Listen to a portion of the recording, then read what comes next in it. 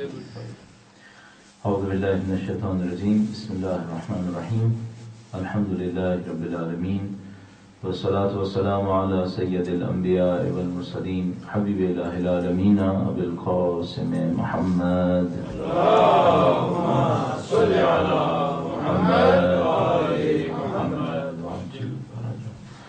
وعلى آله الطيبين الطاهرين سيما بقية الله في الأرضين. قال الله تعالى في كتابه الكريم بسم الله الرحمن الرحيم ونريد أن نمن على الذين استضعفوا في الأرض ونجعلهم أئمة ونجعلهم الوارثين. ایک بار پھر درود بھیجیے گا محمد و آل محمد. اللهم صل على محمد و آل محمد. سب سے پہلے خدا نے متعلق انتہائی شکر بجا لاتے ہیں، اس نے ہمیں توفیق دی کہ ہم ان حالات کے اوپر، زمانے کی تبدیلیوں کے اوپر، خاص کر جو پوری دنیا کے اندر مسلمانوں کے بارے میں پیشکش ہے، پیش آمد ہے، اس کے اوپر غور کر سکیں. کیوں اور کس وجہ سے یہ پروگرام منعقد کیا گیا ہے، اس کا تھوڑا سا میں بیک گراؤنڈ عرض کر دوں. کافی عرصے سے ہم پاکستان میں ایک پروگرام منعقد کیا کرتے ہیں تقریباً ہر مہینے زاویے کے نام سے، اور اس پروگرام کے اندر ہماری کوشش یہ ہوتی ہے کہ جو موجودہ سیاسی حالات ہیں جن کا زیادہ تر تعلق عالمی حالات سے ہو، ان کے اوپر گفتگو کی جائے اور اس کے اندر کچھ انالیسس پیش کیا جائے واقعات کے اوپر. سب سے پہلے تو یہی سوال سامنے آتا ہے کہ بھئی یہ جو ہم دین کے نام پر کام کرتے ہیں، اس میں ہمیں سیاست کے اوپر گفتگو کرنے کی ضرورت ہی کیوں پیش آتی ہے؟ تو بعض لوگوں کا ظاہر ذہن میں یہ ہوتا ہے کہ بھئی دین اور سیاست کا کوئی تعلق نہیں ہونا چاہیے، اور خاص کر جب وہ یہ دیکھتے ہیں کہ مولانا صاحب آئیں گے اور سیاست کے بارے میں گفتگو کریں گے تو ویسے ہی تھوڑی سی پریشانی ہونے لگتی ہے. تو اس میں ہمارا جواب یہ ہوتا ہے کہ ہم یہ سمجھ پا رہے ہیں کہ اسلام اتنا بڑا مذہب ہے اور اسلام اتنی بڑی فکر ہے کہ وہ یہ نہیں کر سکتے کہ اسلام زندگی کے چھوٹے سے حصے میں امپلیمنٹ ہو اور وہ جو پورا معاشرہ ہے اس کے اوپر اسلام کوئی گفتگو نہ کرے. اسلام کو پورے معاشرے کے اوپر بھی آنا ہوگا، اور اگر یہ سوچیں کہ دین کی ذمہ داری تو اسلام لے لے اور معاشرے میں جو کچھ ہو رہا ہے، چاہے ظالم ظلم کرے، چاہے جابر جبر کرے، چاہے لوگ پس رہے ہوں، اس کے اوپر دین نہ بولے تو پھر دین کا رزلٹ کیا نکلے گا؟ چند لوگ نماز پڑھیں گے، چند لوگ عبادتیں کریں گے اور ظلم ختم نہیں ہوگا. اور ہمیں یہ اچھی طریقے سے اندازہ ہوتا ہے اپنے دین کے بارے میں معلومات حاصل کرتے ہوئے، اور خاص کر وقت کے امام کی آمد کے بعد کو دیکھتے ہوئے کہ ان کی تشریف آوری کے لیے ہمارے پاس جو جملہ اہل سنت اہل شیعہ سب کے پاس موجود ہے اللہ کے نبی سے، فَمَا يَمْلَأُ الْأَرْضَ قِسْطًا وَعَدْلًا كَمَا مُلِئَتْ ظُلْمًا وَجَوْرًا. وہ زمین کو عدل و انصاف سے بھر دیں گے جیسا کہ وہ ظلم و جور سے بھری ہوگی.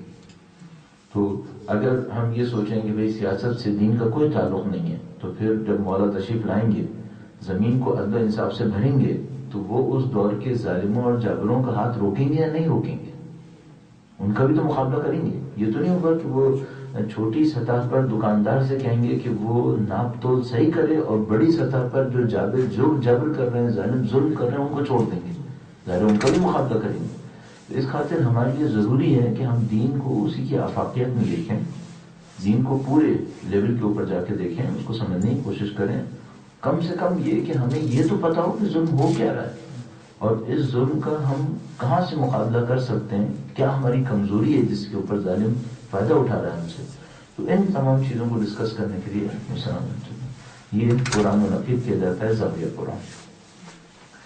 اس کے بعد دوسرا پوائنٹ جو اس وقت شروع میں ہم معمولاً کہا کرتے ہیں وہ یہ ہے کہ یہ جو پروگرام ہے اس کے اندر ظاہر مختلف قسم کی اوپینینز دی جاتی ہیں کہ ہم یہ بتاتے ہیں کہ فلاں واقعہ کیوں ہوا ہوگا، فلاں واقعے کے اثرات کیا ہیں، اس کی کیا نتائج نکلیں گے. تو اس کے اوپر بعض لوگ یہ سوچتے ہیں کہ یہ جو ہم رائے دے رہے ہیں یہ مثال کے طور پر یہ شیعت کی رائے ہے. کوئی یہ سوچتا ہے کہ یہ جو رائے دی جا رہی ہے یہ قوم کے آنے والوں کی رائے ہے. کوئی یہ سوچنے لگتا ہے کہ یہ جو رائے دی جانے والی ہے یہ کسی گروپ کی رائے ہے. تو ہم بہت ضروری سمجھتے ہیں کہ شروع میں یہ بتا دیں کہ یہ کسی کی رائے نہیں ہے، یہ ہماری رائے ہے، اور اس کے لیے ہم اکیلے ذمہ دار ہیں. نہ اس کو تشیع سے منسوب کریں، نہ اسے قوم سے منسوب کریں، نہ آپ اس کو ادارے سے منسوب کریں. کسی کی رائے نہیں ہے، یہ ہماری ذاتی رائے ہے. اگر صحیح ہے تو ہماری ہے، غلط ہے تب بھی ہماری ہے. ٹھیک ہے، تو آپ اس کو اس سے زیادہ اہمیت نہ دیں کہ مثال کے طور پر کوئی یہ سمجھے یہ آفیشیل اسٹیٹس ہے یا اسٹیٹمنٹ ہے مثال کے طور پر ادارے کا. یا قوم کے لوگوں کا یا مثلا تشیع کا، نہیں، ایسی کوئی چیز نہیں ہے، یہ ہماری ذاتی رائے ہے۔ پھر ایک اور مسئلہ آتا ہے وہ یہ کہ اس کا ذاتی رائے کو سن کر آپ کو ملے گا کیا؟ بھئی آپ کہیں گے ٹھیک ہے اگر مثلا ایران کی رائے یہ ہو تو ہمیں کوئی فائدہ بھی ہے، قوم کی رائے ہو تو ہمیں فائدہ ہے، یہ ذاتی رائے سن کے کیا فائدہ ہوگا؟ اس کا جو فائدہ ہونا ہے آپ کو وہ یہ ہے کہ آپ اپنی رائے بنانے کی کوشش کریں۔ آپ ہماری رائے کو بھی جسے کو کہتے ہیں منو ان تسلیم نہ کریں کہ جو آپ نے سن لیا وہ سلم نہ کہا اور اس کو مان لیا، نہیں، آپ اس کو سنیں، یہ ایک رائے ہے۔ اس ایک رائے کے مقابلے میں ممکن ہے آپ کو یہ رائے اچھی لگے تو آپ اسے اختیار کریں، نہیں اچھی لگے آپ اپنی رائے خود بنائیں۔ ہمارا تو کام یہ ہے کہ ہم یہ کوشش کریں کہ جو ہمیں صحیح سمجھ میں آیا وہ آپ کی خدمت میں عرض کر دیں دلائل کے ساتھ۔ اس میں ایک اور فائدہ یہ ہوتا ہے کہ معمولاً جو دنیا کا میڈیا ہوتا ہے وہ ون سائیڈڈ ایک سٹوری دے رہا ہوتا ہے۔ ہماری ایک کوشش یہ ہوتی ہے کہ لوگوں کے سامنے یہ اوپینین رکھیں کہ بھئی یہ جو ون سائیڈڈ سٹوری سننے کو مل رہی ہے آپ کو، اس کے مقابلے میں ایک اور سٹوری بھی بن سکتی ہے، یہاں پر ایک اور پہلو بھی ہے اس کا، اور پوری دنیا ایک واقعے کو ایک طرح سے دیکھتی ہے، وہ میڈیا میں ریفلیکٹ ہوتا رہتا ہے اور وہ گویا لوگوں کے ذہن کو اس سے پکاتے رہتے ہیں۔ ہمارا کام یہ ہوتا ہے کہ ہم لوگوں کے سامنے کہیں کہ بھئی ایک تو وہ اوپینین ہے جو میڈیا کے اندر آ رہی ہے، لیکن اس کے علاوہ بھی کچھ اور پاسبل ہے، تو وہ جو پاسبلٹی ہے وہ ہم اس زاویہ پروگرام کے اندر ریفلیکٹ کر رہے ہوتے ہیں اپنی سطح کے اوپر۔ تو یہ اس کے چند بنیادی پوائنٹس ہوتے ہیں۔ ہر دفعہ جب ہم زاویہ کا پروگرام کرتے ہیں تو کچھ بنیادی موضوعات لے لیتے ہیں کہ مثلا اس پروگرام میں ہم ان موضوعات کے اوپر بنیادی طور پر گفتگو کریں گے۔ بعد میں جب کوشچن آنسر کا سیشن آتا ہے تو پھر دائرے پہ کوئی بھی گفتگو اس میں کی جا سکتی ہے۔ تو آج ہم 3 بنیادی موضوعات کے اوپر بات کرنا چاہ رہے ہیں۔ پہلا مسئلہ جو ہے وہ شام کا مسئلہ ہے، دوسرا مسئلہ ایران اور امریکہ کے تعلقات کا ایشو ہے، اور تیسرا مسئلہ پاکستان کا کہ بھئی یہ جو پاکستان کے اندر سیاسی تبدیلیاں ہو رہی ہیں ان کے بارے میں ہماری اوپینین کیا بن رہی ہے۔ تو شام کے مسئلے سے ہم انشاءاللہ شروع کرتے ہیں اپنے کام کو۔ درود بھیجیں محمد و آلہ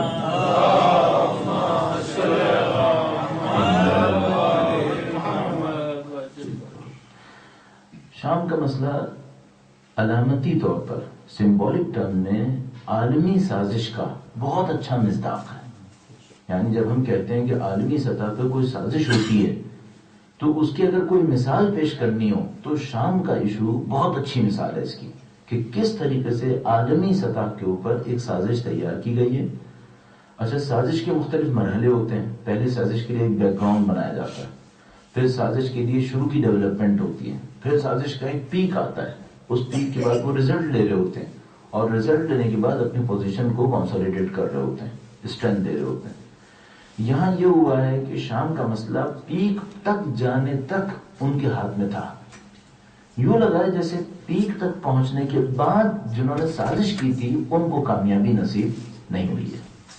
یہ سمجھ میں آتا ہے کہ وہ گئے تو صحیح، یعنی اپنے دانش میں بہت اوپر تک لے گئے معاملے کو، اور سارا ٹرینڈ ان کے حق میں جا رہا تھا۔ تقریباً 1.5-2 سال پہلے یہ کیس شروع کیا انہوں نے۔ کیس کیا بنایا گیا؟ کیس یہ بنایا گیا کہ جو شام کی حکومت ہے یہ انسانی حقوق کے خلاف ہے، یہ غیر مہذب حکومت ہے، اس کا جمہوریت سے کوئی تعلق نہیں ہے، اس حکومت کا اترنا بہت ضروری ہے، یہ کیس بنایا گیا۔ اور یوں دکھایا گیا کہ اس کے مقابلے میں شام کے اندر سے ایک بغاوت اٹھ رہی ہے، شام کے اندر سے ایک بغاوت اٹھ رہی ہے، اور وہ جو شامی حکومت ہے وہ اپنے ہی بندوں کا قتل عام کر رہی ہے۔ اور یہ وہ پریٹیکسٹ ہے، یہ وہ پس منظر ہے جس کے اندر رہتے ہوئے شام کو سزا ہونا بہت ضروری ہے، کہ شام تاکہ اپنے ملک کے اپنی بندوں کے اوپر ظلم نہ کر سکے۔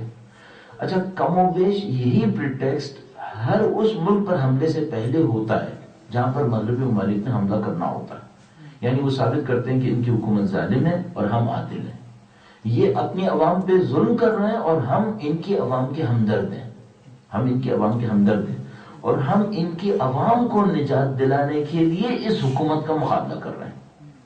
بالکل یہی سینیریو صدام کے ساتھ تھا، بالکل یہی سینیریو صدام کے ساتھ رکھا گیا کہ اس وجہ سے ہم عراق کے اوپر حملہ کر رہے ہیں۔ تقریباً یہی سینیریو افغانستان میں بھی تھا، افغانستان میں بھی یہی سب کچھ کہا گیا۔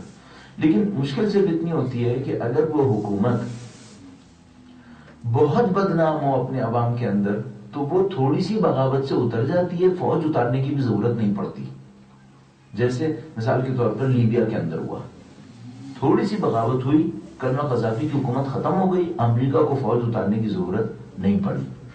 اگر فوج اتارنے کی ضرورت پڑ جائے تو اس بہانے کے ساتھ ایک اور بہانہ ایڈ کرنا پڑتا ہے، ایک اور بہانہ آپ کو ڈالنا پڑتا ہے، اس بہانے کی بنیاد پر پھر فوج اتاری جاتی ہے۔ اچھا، فوج اتارنا بھی آسان کام نہیں ہے، یعنی امریکہ کو اگر دوسرے ملک میں جا کے فوج اتارنی ہوتی ہے جس میں برطانیہ بھی شامل ہوگا، فرانس بھی شامل ہوگا، تو ان سب کو اپنی عوام کو کنونس کرنا ہوگا کہ بھئی آپ فوج اتار کیوں رہے ہو۔ وہ لوگ لڑنے مرنے والے لوگ نہیں ہیں کہ وہ مثال کے طور پر برطانیہ کے لوگ یا فرانس کے لوگ یا امریکہ کے لوگ کہیں اپنی حکومت سے کہ جہاں فوج اتارنی اتار دو، ہم تمہارے ساتھ ہیں۔ قطعاً ایسا نہیں ہے، وہ نہیں چاہتے کہ اس بار بار فوج اترے۔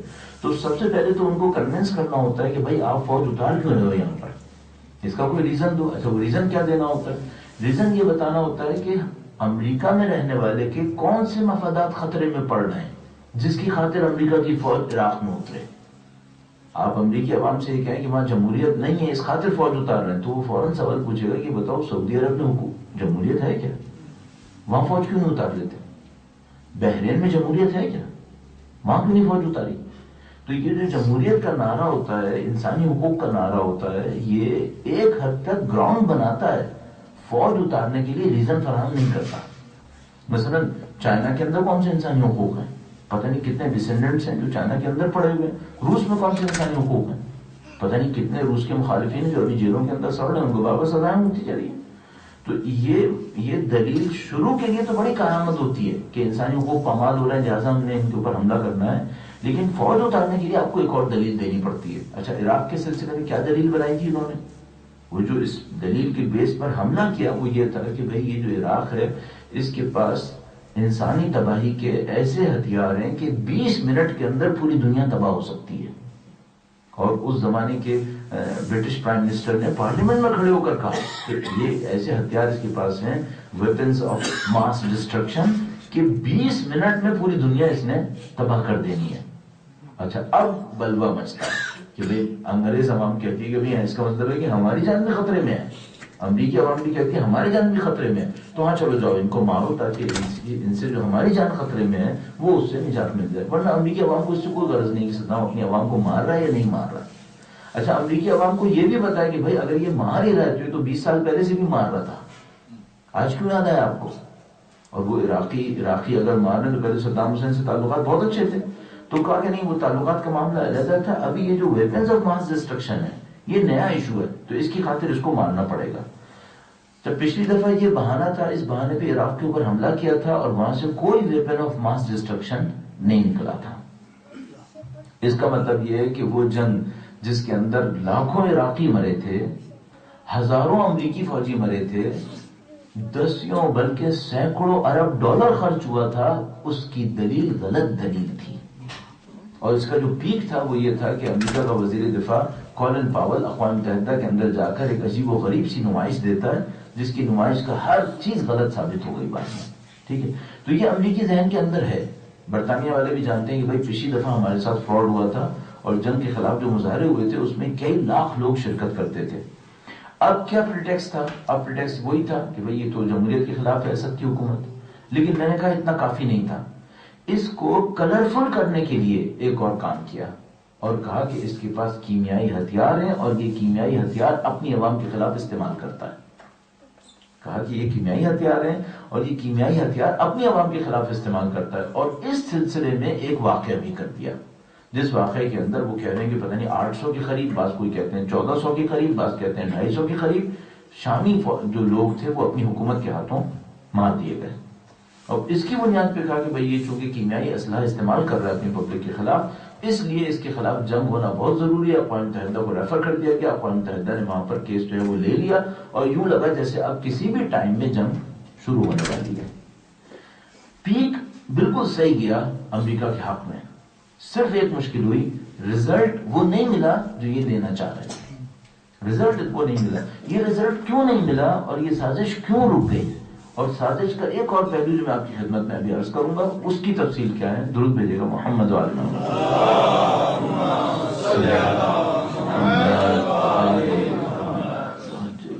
بس میں نے ایک جملے کی پہلے تشریح کر دی کہ پیک کیسے گیا تھا۔ ذرا سا ہم یہ دیکھ لیں یہ جو سازش تھی، یہ سازش اصل میں کن جگہوں تک پہنچنی تھی، کس کو کیا ملنا تھا اس سے۔ مثلا یہاں پہ ایک بات عرض کرتا چلوں یہ جو عالمی طاقتیں ہوتی ہیں وہ جس طرح ہم تو اردو میں کہتے ہیں نا کہ ہاتھی کے دانت دکھانے کے اور ہیں کھانے کے اور ہیں. یہ جو بات کہتے ہیں یہ کچھ اور ہوتی ہے، جو اصل ہوتی ہے وہ کچھ اور ہوتی ہے. یہ ہمیشہ کا معاملہ ہے ان کے ساتھ. بس اگر یہ کہہ رہے ہیں ہم جمہوریت کی خاطر حملہ کر رہے ہیں تو سب کو پتا ہوتا ہے کہ یہ اصلی دلیل نہیں ہے، اصلی بات کچھ اور ہے. ٹھیک ہے. مثلا جب عراق پہ حملہ کیا تو ان کے پاس کئی لیبل بنے ہوئے تھے. میں اس کو بہت تیزی سے عرض کرتا چلوں تاکہ ایک سیمپل ہمارے سامنے آ جائے. عراق پہ حملہ کیا تو ایک دلیل یہ تھی کہ بھئی یہاں پہ جمہوریت پامال ہو رہی ہے اس لیے ہم نے حملہ کیا. میں نے اس کی کاؤنٹر بہت ساری دلیلیں دی کہ بھئی جمہوریت تو 10 جگہ اور بھی پامال ہو رہی تھی، وہاں کیوں نہیں حملہ کیا. یہ ساری باتیں. اچھا دوسرا لیول وہ یہ کہتے ہیں کہ بھئی ایسا ہے کہ ہمیں جمہوریت کا ایشو نہیں ہے، یہ جو ملک ہے یہ دنیا کے امن کے لیے خطرہ ہے اس لیے ہم نے اس کے اوپر حملہ کیا. اس کا بھی میں نے عرض کر دیا کہ بھئی دنیا کے امن کے لیے کوئی خطرہ نہیں تھا، وہاں پہ ویپنز تھے ہی نہیں اصلا. تیسری دلیل جو اندر کی دلیل ہوتی ہے، جو اوپر لا کے نہیں کہی جاتی لیکن اندر چل رہی ہوتی ہے، وہ یہ کہ ہمیں تیل چاہیے بالآخر، اور عراق کے پاس تیل ہے. ہمیں تیل چاہیے اور عراق کے پاس تیل ہے لہذا ہم حملہ کر رہے ہیں. یہ اندر دلیل دی جاتی ہے. بس امریکہ کے کہیں بہت بڑے بڑے کارپوریٹ سیکٹر کے لوگ بیٹھے ہوں، وہ اپنی حکومت سے سوال کریں کہ بھئی آپ کیوں حملہ کر رہے ہو، تو امریکی حکومت ان کو جواب میں کہے گی کہ بھئی تمہاری جو کمپنیاں ہیں. درود بھیجے گا محمد وعلی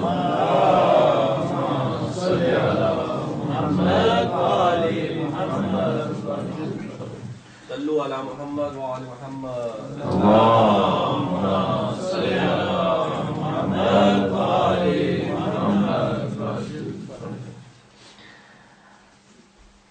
ایک بار پھر مولانا صاحب کی صحت و سلامتی کے لیے، وہ مولانا صاحب جو تشریف فرما ہے، میں ان کے نام سے واقف نہیں ہوں لیکن بہرحال ان کی تشریف آوری کے شکر گزار ہیں، مولانا صاحب کے بھی شکر گزار ہیں. دونوں کے لیے درود بھیجیں محمد وعلی محمد.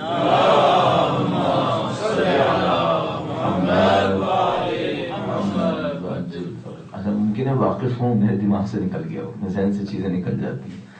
تو بس ایک دلیل تھی کہ بھئی یہ جمہوریت کی وجہ سے ہم نے حملہ کیا عراق کے اوپر. میں نے کہا بھئی یہ دکھانے کی باتیں ہوتی ہیں. دوسری بات یہ تھی کہ بھئی یہ عالمی امن کو خطرہ ہے، تو یہ بھی دکھانے کی بات تھی، کوئی عالمی امن کو خطرہ نہیں تھا. اندر کی بات کیا ہے، انہوں نے کہا بھئی ایسا ہے کہ یہ تیل اس کے پاس ہے اور جو ہماری کنٹری کی انڈسٹری ہے یہ موٹر چلتی ہے تیل سے، ہمیں تیل چاہیے. یہ اس سیکٹر کو خاموش کرنے کے لیے جو امریکہ کے اندر سے آواز اٹھاتا ہے. صحیح. میں کہوں گا یہ بھی جعلی دلیل ہے، یہ بھی اصلی دلیل نہیں ہے. کیوں؟ عراق پہ جو حملہ ہوا تھا 2003، اس وقت سے لے کے اب تک 10 سال میں انہوں نے جتنا پیسہ لگایا ہے اتنے پورے پیسے کے برابر عراق میں تیل نہیں ہے. $1.5 ٹریلین سے زیادہ خرچ ہوا ہے، 1500 بلین ڈالر سے زیادہ خرچ ہوا ہے. اتنے کا تیل عراق سے نہیں نکلتا.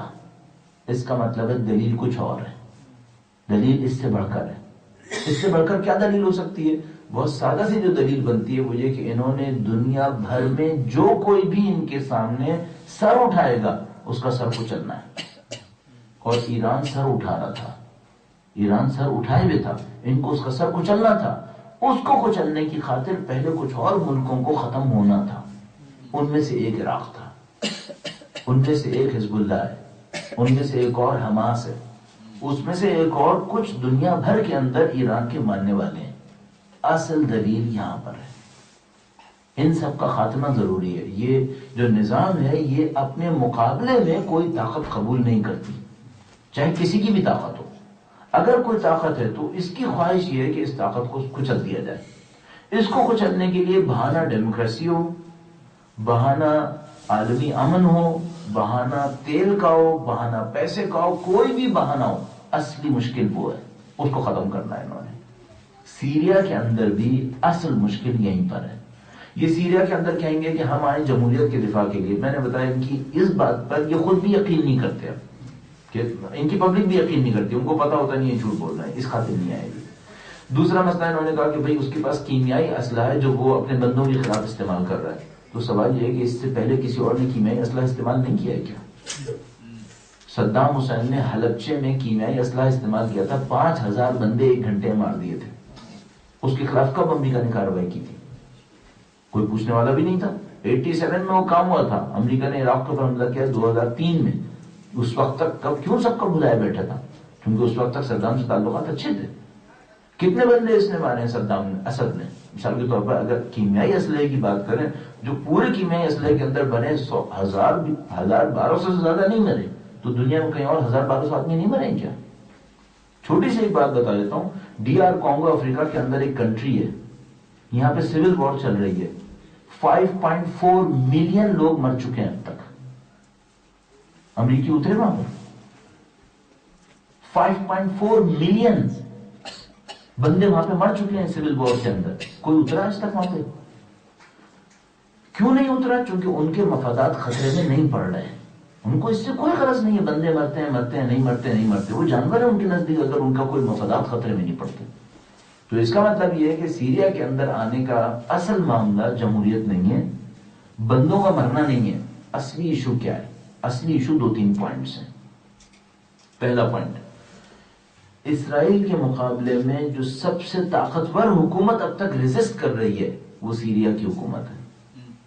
جارڈن، اردن سرنڈر ہوا ہوا اسرائیل کے سامنے، مصر سرنڈر ہوا ہوا اسرائیل کے سامنے، لبنان کے اندر چھوٹی سی ایک حکومت ہے، بڑی سطح کے اوپر واحد حکومت جو ان کا مقابلہ کرتی ہے وہ سیریا کی حکومت ہے۔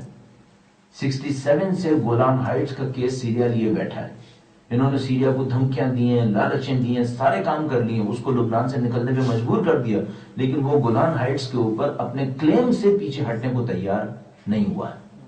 اس کو اس بات کی سزا مل رہی ہے۔ کیوں اتنا ریزسٹ کیا اس نے؟ اس کو ریزسٹنس کی سزا ملی ہے کہ تم نے کیوں اسرائیل کے مقابلے میں اتنی زیادہ مقاومت دکھائی ہے۔ اس خاطر یہ چاہتے ہیں کہ اسد کی حکومت ختم ہو، یہاں پہ کوئی ایسی حکومت آئے جس کے اندر بولنے کی طاقت نہ ہو، اس ملک کے اندر افراتفری پھیلے۔ یہ بھی میں آپ کو بتاتا چلوں، یہ سیریا میں کسی پارٹی کو جیتنے نہیں دیں گے۔ یعنی اگر کوئی یہ سوچ رہا ہے نا کہ اسد کی حکومت چلی جائے گی، کوئی اور پارٹی جیت جائے گی، کوئی پارٹی نہیں جیتے گی، سول وار چلے گی، بالکل جیسے عراق کا حشر ہے۔ آج تک عراق کی حکومت 10 سال سے اوپر ہو گئے اپنے پاؤں پہ کھڑے ہونے کو نہیں قابل ہو پائی، ابھی تک یہ ملک ٹکڑوں ٹکڑوں میں بٹا ہوا ہے، ابھی تک وہ اپنے مفادات کو دفاع نہیں کر پائے، اور امریکی کمپنیاں ہیلی برٹن ٹائپ کی ایک ایک انچ کے اوپر قابض ہوئی ہوئی ہیں، اس سے وہاں پہ خون چوس رہی ہیں وہاں کا۔ یہ شام کے اندر بھی یہی دیکھنا چاہتے ہیں، یہ چاہتے ہیں اسد کی حکومت ختم ہو، ایک چھوٹی سی حکومت بنے جس کے 50 مخالفین بیٹھے ہوئے ہوں، اس کے اندر بولنے کی طاقت نہ ہو، اسرائیل گولان کی پہاڑیوں کا کیس ختم کرے، اس حکومت سے کہلوا دے کہ ہاں بھائی ہم نے کیس ختم کر دیا، اسرائیل کے ساتھ تعلقات بحال ہو گئے، دیٹس اٹ۔ اسرائیل کے ایشو پر ان کو یہ چاہیے۔ یہ سازش کا ایک حصہ ہے۔ سازش کا اس سے بھی بڑا خطرناک حصہ دوسرا حصہ ہے، میں سمجھتا ہوں، وہ کیا ہے؟ انہوں نے پوری دنیا کے اندر مسلمانوں کی طاقت کو توڑنے کے لیے بہت سارے حربے آزمائے۔ ان حربوں میں ایک حربہ ایسا ہے جو مختلف علاقوں کے اندر آزمایا جا چکا ہے اور اس نے ان کو کامیابی دی ہے۔ وہ حربہ کیا ہے؟ وہ حربہ ہے فرقہ واریت۔ پاکستان کے اندر 30 سال ہو گئے پاکستان فرقہ واریت کی آگ میں جل رہا ہے، اور اس حربے نے ان کو پاکستان میں بہت کامیابی دی ہے۔ یہی فرقہ واریت افغانستان میں بھی گئی تھی، افغانستان کو بھی ٹھیک ٹھاک اس نے آگ میں لپیٹے میں لیا۔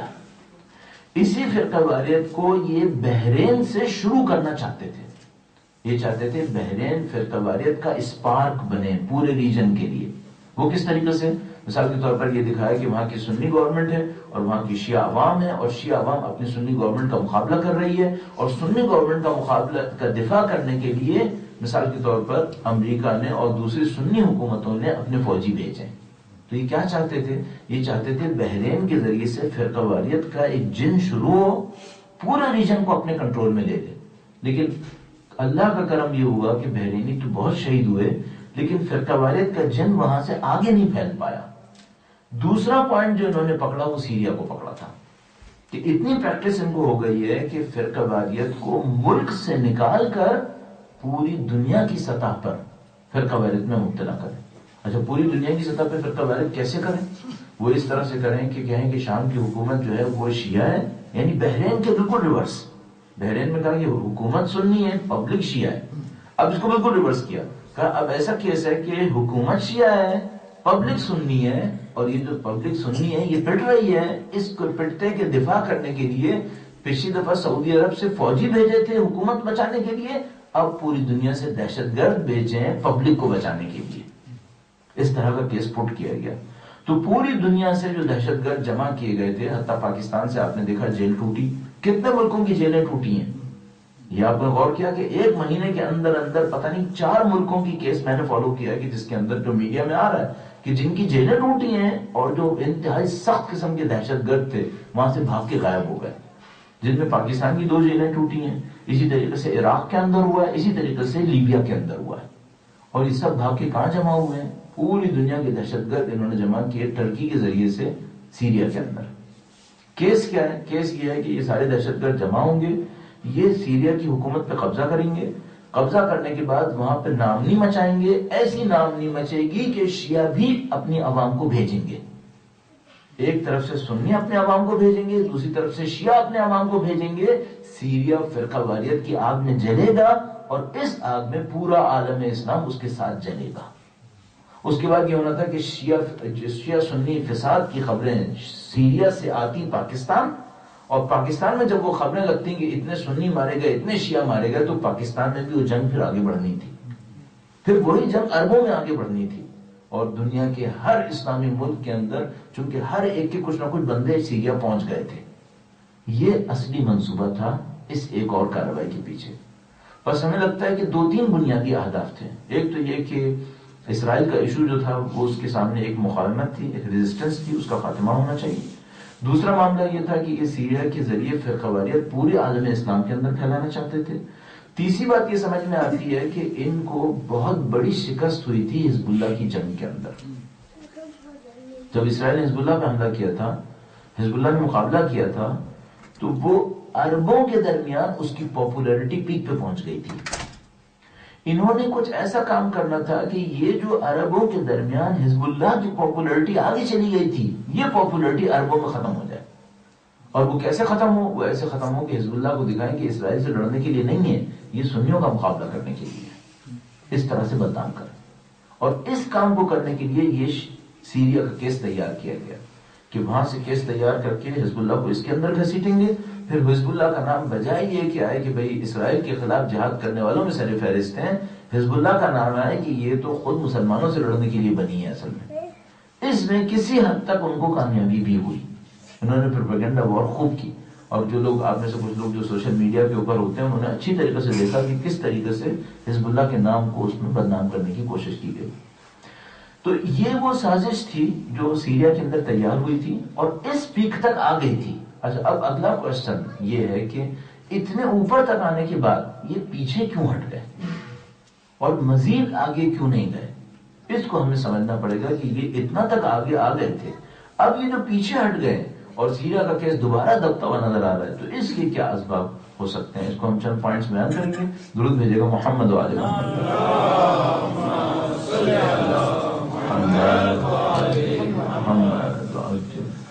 پہلی بات تو یہ کہ اگر مثال کے طور پر اب سے تقریباً 6 مہینے پہلے بھی کوئی کہتا کہ سیریا کی حکومت بچے گی یا نہیں بچے گی، تو ہم سب کی اوپینین تقریباً اس پر آ گئی تھی کہ اب یہ حکومت نہیں بچے گی. اس کو جانا پڑے گا، صرف یہ طے کرنا پڑے گا کہ کب جائے گی. 6 مہینے پہلے تقریباً کنونس ہو گئی تھی دنیا کہ اب سیرین گورنمنٹ جائے گی. صرف یہ دیکھنا پڑے گا اسد اور کتنی دیر لگائے گا جانے میں. میرا اپنے خیال ہے کہ مقاومت نے بھی اس بات کو سمجھ لیا تھا، مثلا حزب اللہ نے سمجھ لیا تھا کہ اگر اب ہم بیچ میں نہیں آئے تو سیریا کا معاملہ ختم ہو جائے گا. اچھا، سیریا کا معاملہ ختم ہونے پر آگے کیا ہونا تھا؟ آگے یہ ہونا تھا کہ حزب اللہ کی جتنی رسد تھی وہ سیریا کے تھرو ہو رہی تھی. یہاں سے رسد بند ہونی تھی، اس کا مطلب ہے پھر حزب اللہ کو بغیر رسد کے رہنا تھا. کوئی سپلائی نہیں تھی ان کے پاس. سپلائی کے نہ ہوتے ہوئے ان کے اوپر ایک جنگ ہونی تھی، اور اس جنگ کے اندر حزب اللہ کو بہت سخت مصیبت کا سامنا کرنا تھا. انہوں نے یہ پلاننگ کی تھی. البتہ میرا اپنا خیال ہے کہ حزب اللہ نے اس بات کے لیے اپنے آپ کو تیار کیا ہوا ہوگا کہ اگر سپلائی نہیں رہی اور جنگ آ گئی تو ہمیں وہ جنگ کیسے جھیلنی ہے. میرا اپنے خیال ہے کہ وہ اتنے عقل مند ہیں کہ انہوں نے اس بات کو پہلے سے تیاری میں رکھ لیا ہوگا، لیکن انہوں نے یقیناً یہ سوچا ہوگا کہ ہم وہ وقت کیوں آنے دیں کہ سپلائی ختم ہو جائے، کیوں ہم وہ ایک وقت نہ. یعنی مثلا نصر اللہ نے اپنی تقریر کے اندر بہت اچھا کہا کہ ہم یہ نہیں کریں گے کہ دشمن حملہ کرے اور پیچھے سے ہم ہاتھ باندھ کے بیٹھے رہیں. ہم یہ نہیں کر سکتے. یہ لوگ ہمارے سامنے ایک سازش کر رہے ہیں، یہ ہماری سپلائی کے دروازوں کو بند کر رہے ہیں. شکریہ. سپلائی کے دروازوں کو بند کر رہے ہیں. یہ بعد میں ہم پہ حملہ کریں گے, ہم اس کا وقت نہیں آنے دیں گے ان کے اوپر. تو انہوں نے پروگرام کیا کیا کہ حزب اللہ کو کارنر کیا جائے گا, بعد میں اس کو مارا جائے گا. البتہ میں آپ کو صرف یہ یاد دلاتا چلوں, اس کے بغیر حزب اللہ کو یہ شکست نہیں دے سکتے تھے, سپلائی روکے بغیر. چونکہ انہوں نے پہلے حزب اللہ پہ حملہ کیا تھا ایک دفعہ, 33 دن جنگ ہوئی تھی جس میں حزب اللہ فاتح سامنے آئی تھی. اس کے بعد ایک اور کوشش بھی ہوئی تھی اس کے اگلے سال, جس کے اندر امریکہ نے لبنان میں ایک انٹیلیجنس پارٹی تیار کی تھی تاکہ وہ حزب اللہ سے لڑ لے. بعد میں امریکہ اسرائیل دونوں کودیں, لیکن وہ بھی ناکام ہو گئی تھی. وہ لبنان کا وزیر اعظم اس کو لیڈ کر رہا تھا. تو ان کے سامنے یہ بات بالکل کلیئر ہے کہ اگر حزب اللہ کو چلنا ہے تو پہلے سیریا کو ختم کرنا ہوگا, اور یہ ان کا مفاد تھا جو سیریا گورنمنٹ کو ختم کرنے میں تھا. حزب اللہ کو بھی پتا تھا کہ ہمارے ساتھ یہ ہونے والا ہے, اور جب حزب اللہ ختم ہوتی تو اگلی باری حماس کی بھی آنی تھی, اور جب حزب اللہ حماس دونوں ختم ہو جاتے تو پھر آخری باری آنی تھی ایران کے اوپر. یہ ان سب کو یہ اسکیم پتا تھی, ٹھیک ہے. تو جب انہوں نے دیکھا کہ نہیں, اب سیرین گورنمنٹ کو اگر ہیلپ آؤٹ نہیں کیا تو اس حکومت نے ختم ہو جانا ہے, اس موقع پر حزب اللہ بیچ میں آئی ہے. حزب اللہ بیچ میں آئے. حزب اللہ کے کام میں خوبی ہے, چھپا کر وہ کوئی کام نہیں کرنا چاہتے. نصر اللہ نے جب آنے کا فیصلہ کیا تو وہاں پر صاف اعلان کیا کہ ہم سیریا میں جائیں گے, ہم اپنی جنگ کو لڑیں گے, اور ہم ان لبنانیوں کی طرح نہیں بیٹھیں گے جن کے بندے ابھی بھی لڑ رہے ہیں, ان کے بندے مر رہے ہیں اور وہ خاموشی سے لا لا کے اپنی لاشوں کو دفنا رہے ہیں. یعنی کہ ہم یہ نہیں کریں گے. اگر ہمارے بندے مریں گے تو ہم کھلے عام اپنی لاشوں کو لے کر آئیں گے, ہمیں اس میں کوئی خطرہ نہیں, ہم جو کریں گے کھول کے کریں گے. تو انہوں نے کھول کے کام کیا. انہوں نے کہا کہ ہم ان کو بچانے کے لیے جا رہے ہیں, وہ بچانے کے لیے گئے اور اچھے طریقے سے مقابلہ کیا. ایک ٹرننگ پوائنٹ جہاں پر وہ جو سارے یہ دہشت گرد جمع ہوئے تھے ان کی شکست شروع ہوئی ہے, وہ حزب اللہ کی آمد ہے. اس کے بعد سے دہشت گردوں کی فتح کے دروازے بند ہو گئے, دہشت گردوں کو شکست ہونے لگی. قصیریہ کا مقام جو تھا وہ سمبولک ٹرم میں تھا جہاں پر ان کو سب سے بڑی شکست ہوئی, اور اس کے بعد سے سیرین گورنمنٹ کو جو ہے وہ اسٹرینتھ ملی. یہ ایک پوائنٹ تھا. اچھا, دوسرا پوائنٹ ہے وہ ہے میڈیا کا پوائنٹ, پبلک کی اوپینین کا پوائنٹ. وہ کس طریقے سے؟ انہوں نے کہا کہ ہم سیرین گورنمنٹ کو اتارنے آئے چونکہ یہ نان ڈیموکریٹک ہے, یہ اپنے بندے مار رہی ہے.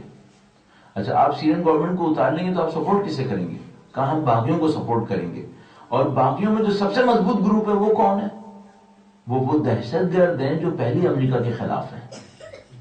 وہ دہشت گرد ہیں جن کا انسانیت سوز مظالم کا ریکارڈ دنیا میں بدنام ترین ریکارڈ ہے, جنہوں نے بندوں کے جسم کو کاٹ کر ان کے کلیجے اور دل چبائے ہوئے ہیں. یہ آن ریکارڈ ساری چیزیں موجود ہیں ان کی. اب جو شکست ہوئی میڈیا کے محاذ پر وہ یہ کہ بھئی آپ سیرین گورنمنٹ کو ہٹا کر باغیوں کو سپورٹ کریں گے, اور باغیوں میں جو جبہہ نصرہ ہے وہ سب سے آگے ہے, اور اس کا آپ خود کہتے ہیں کہ یہ انسان نہیں ہے. یہ لوگ پوری انسانیت کو قتل کرنے کو تیار ہیں, تو آپ سپورٹ کس کو کر رہے ہیں پھر؟ اور یہ بات خود اسرائیل کے سامنے بھی آئی کہ بھئی اگر یہ پارٹی سامنے آنی ہے تو پھر خود اسرائیل کے اندر بھی کیا ہونا ہے. پبلک اوپینین کو یہ لوگ سنبھال نہیں سکے, پبلک اوپینین ان کے خلاف ہوئی ہے. اور یہ جس پارٹی کے اوپر انحصار کر رہے تھے, یعنی وہ لبرل سیکولر باغی لوگ, وہ اس Islamic so called Islamic terrorist کے مقابلے میں اتنے کمزور ثابت ہوئے کہ وہ کسی بھی محاذ پہ اپنے آپ کو ثابت نہیں کر سکے. یعنی ٹرکی کے اندر باقاعدہ جنگیں ہوئی ہیں سیکولرز اور ان دہشت گردوں کے درمیان, اور اس میں سیکولرز کو بہت زیادہ شکستیں ہوئی ہیں. تو دوسری وجہ جس کی وجہ سے یہ لوگ پیچھے ہٹنے میں مجبور ہوئے ہیں وہ یہ کہ اگر انہوں نے سیرین گورنمنٹ کو ہٹا بھی لیا تو وہ ایسے دہشت گرد سامنے آئیں گے جن کی پبلک اوپینین بہت خلاف ہے, اور یہ اپنے پبلک اوپینین کو اس سے زیادہ دھوکے میں نہیں رکھ سکتے تھے. اچھا, یہ میں آپ کو بتاتا چلوں, اگر پبلک اوپینین اگینسٹ نہ جاتی تو امریکہ کو بہت اچھا لگتا کہ دہشت گرد آ جائے. میں یہ نہیں کہہ رہا ہوں کہ وہ دہشت گردوں کو شام کی حکومت پہ نہیں دیکھنا چاہتے تھے, نہیں, وہ چاہتے تھے کہ دیکھیں, پبلک اوپینین خلاف ہو گئی, پبلک اوپینین کو سنبھال نہیں سکیں. ورنہ ان کا ہدف یہ ہے کہ یہ دہشت گرد مضبوط رہیں تاکہ ان کے ذریعے سے دنیا کے اندر کوئی بھی بلوا مچانا ہو, اس بلوے کو مچایا جا سکے. دو اور فیکٹر ہیں جو یہاں پر بہت مضبوط ہیں, آپ کی خدمت میں عرض کروں گا. درود بھیجے گا محمد و آل محمد.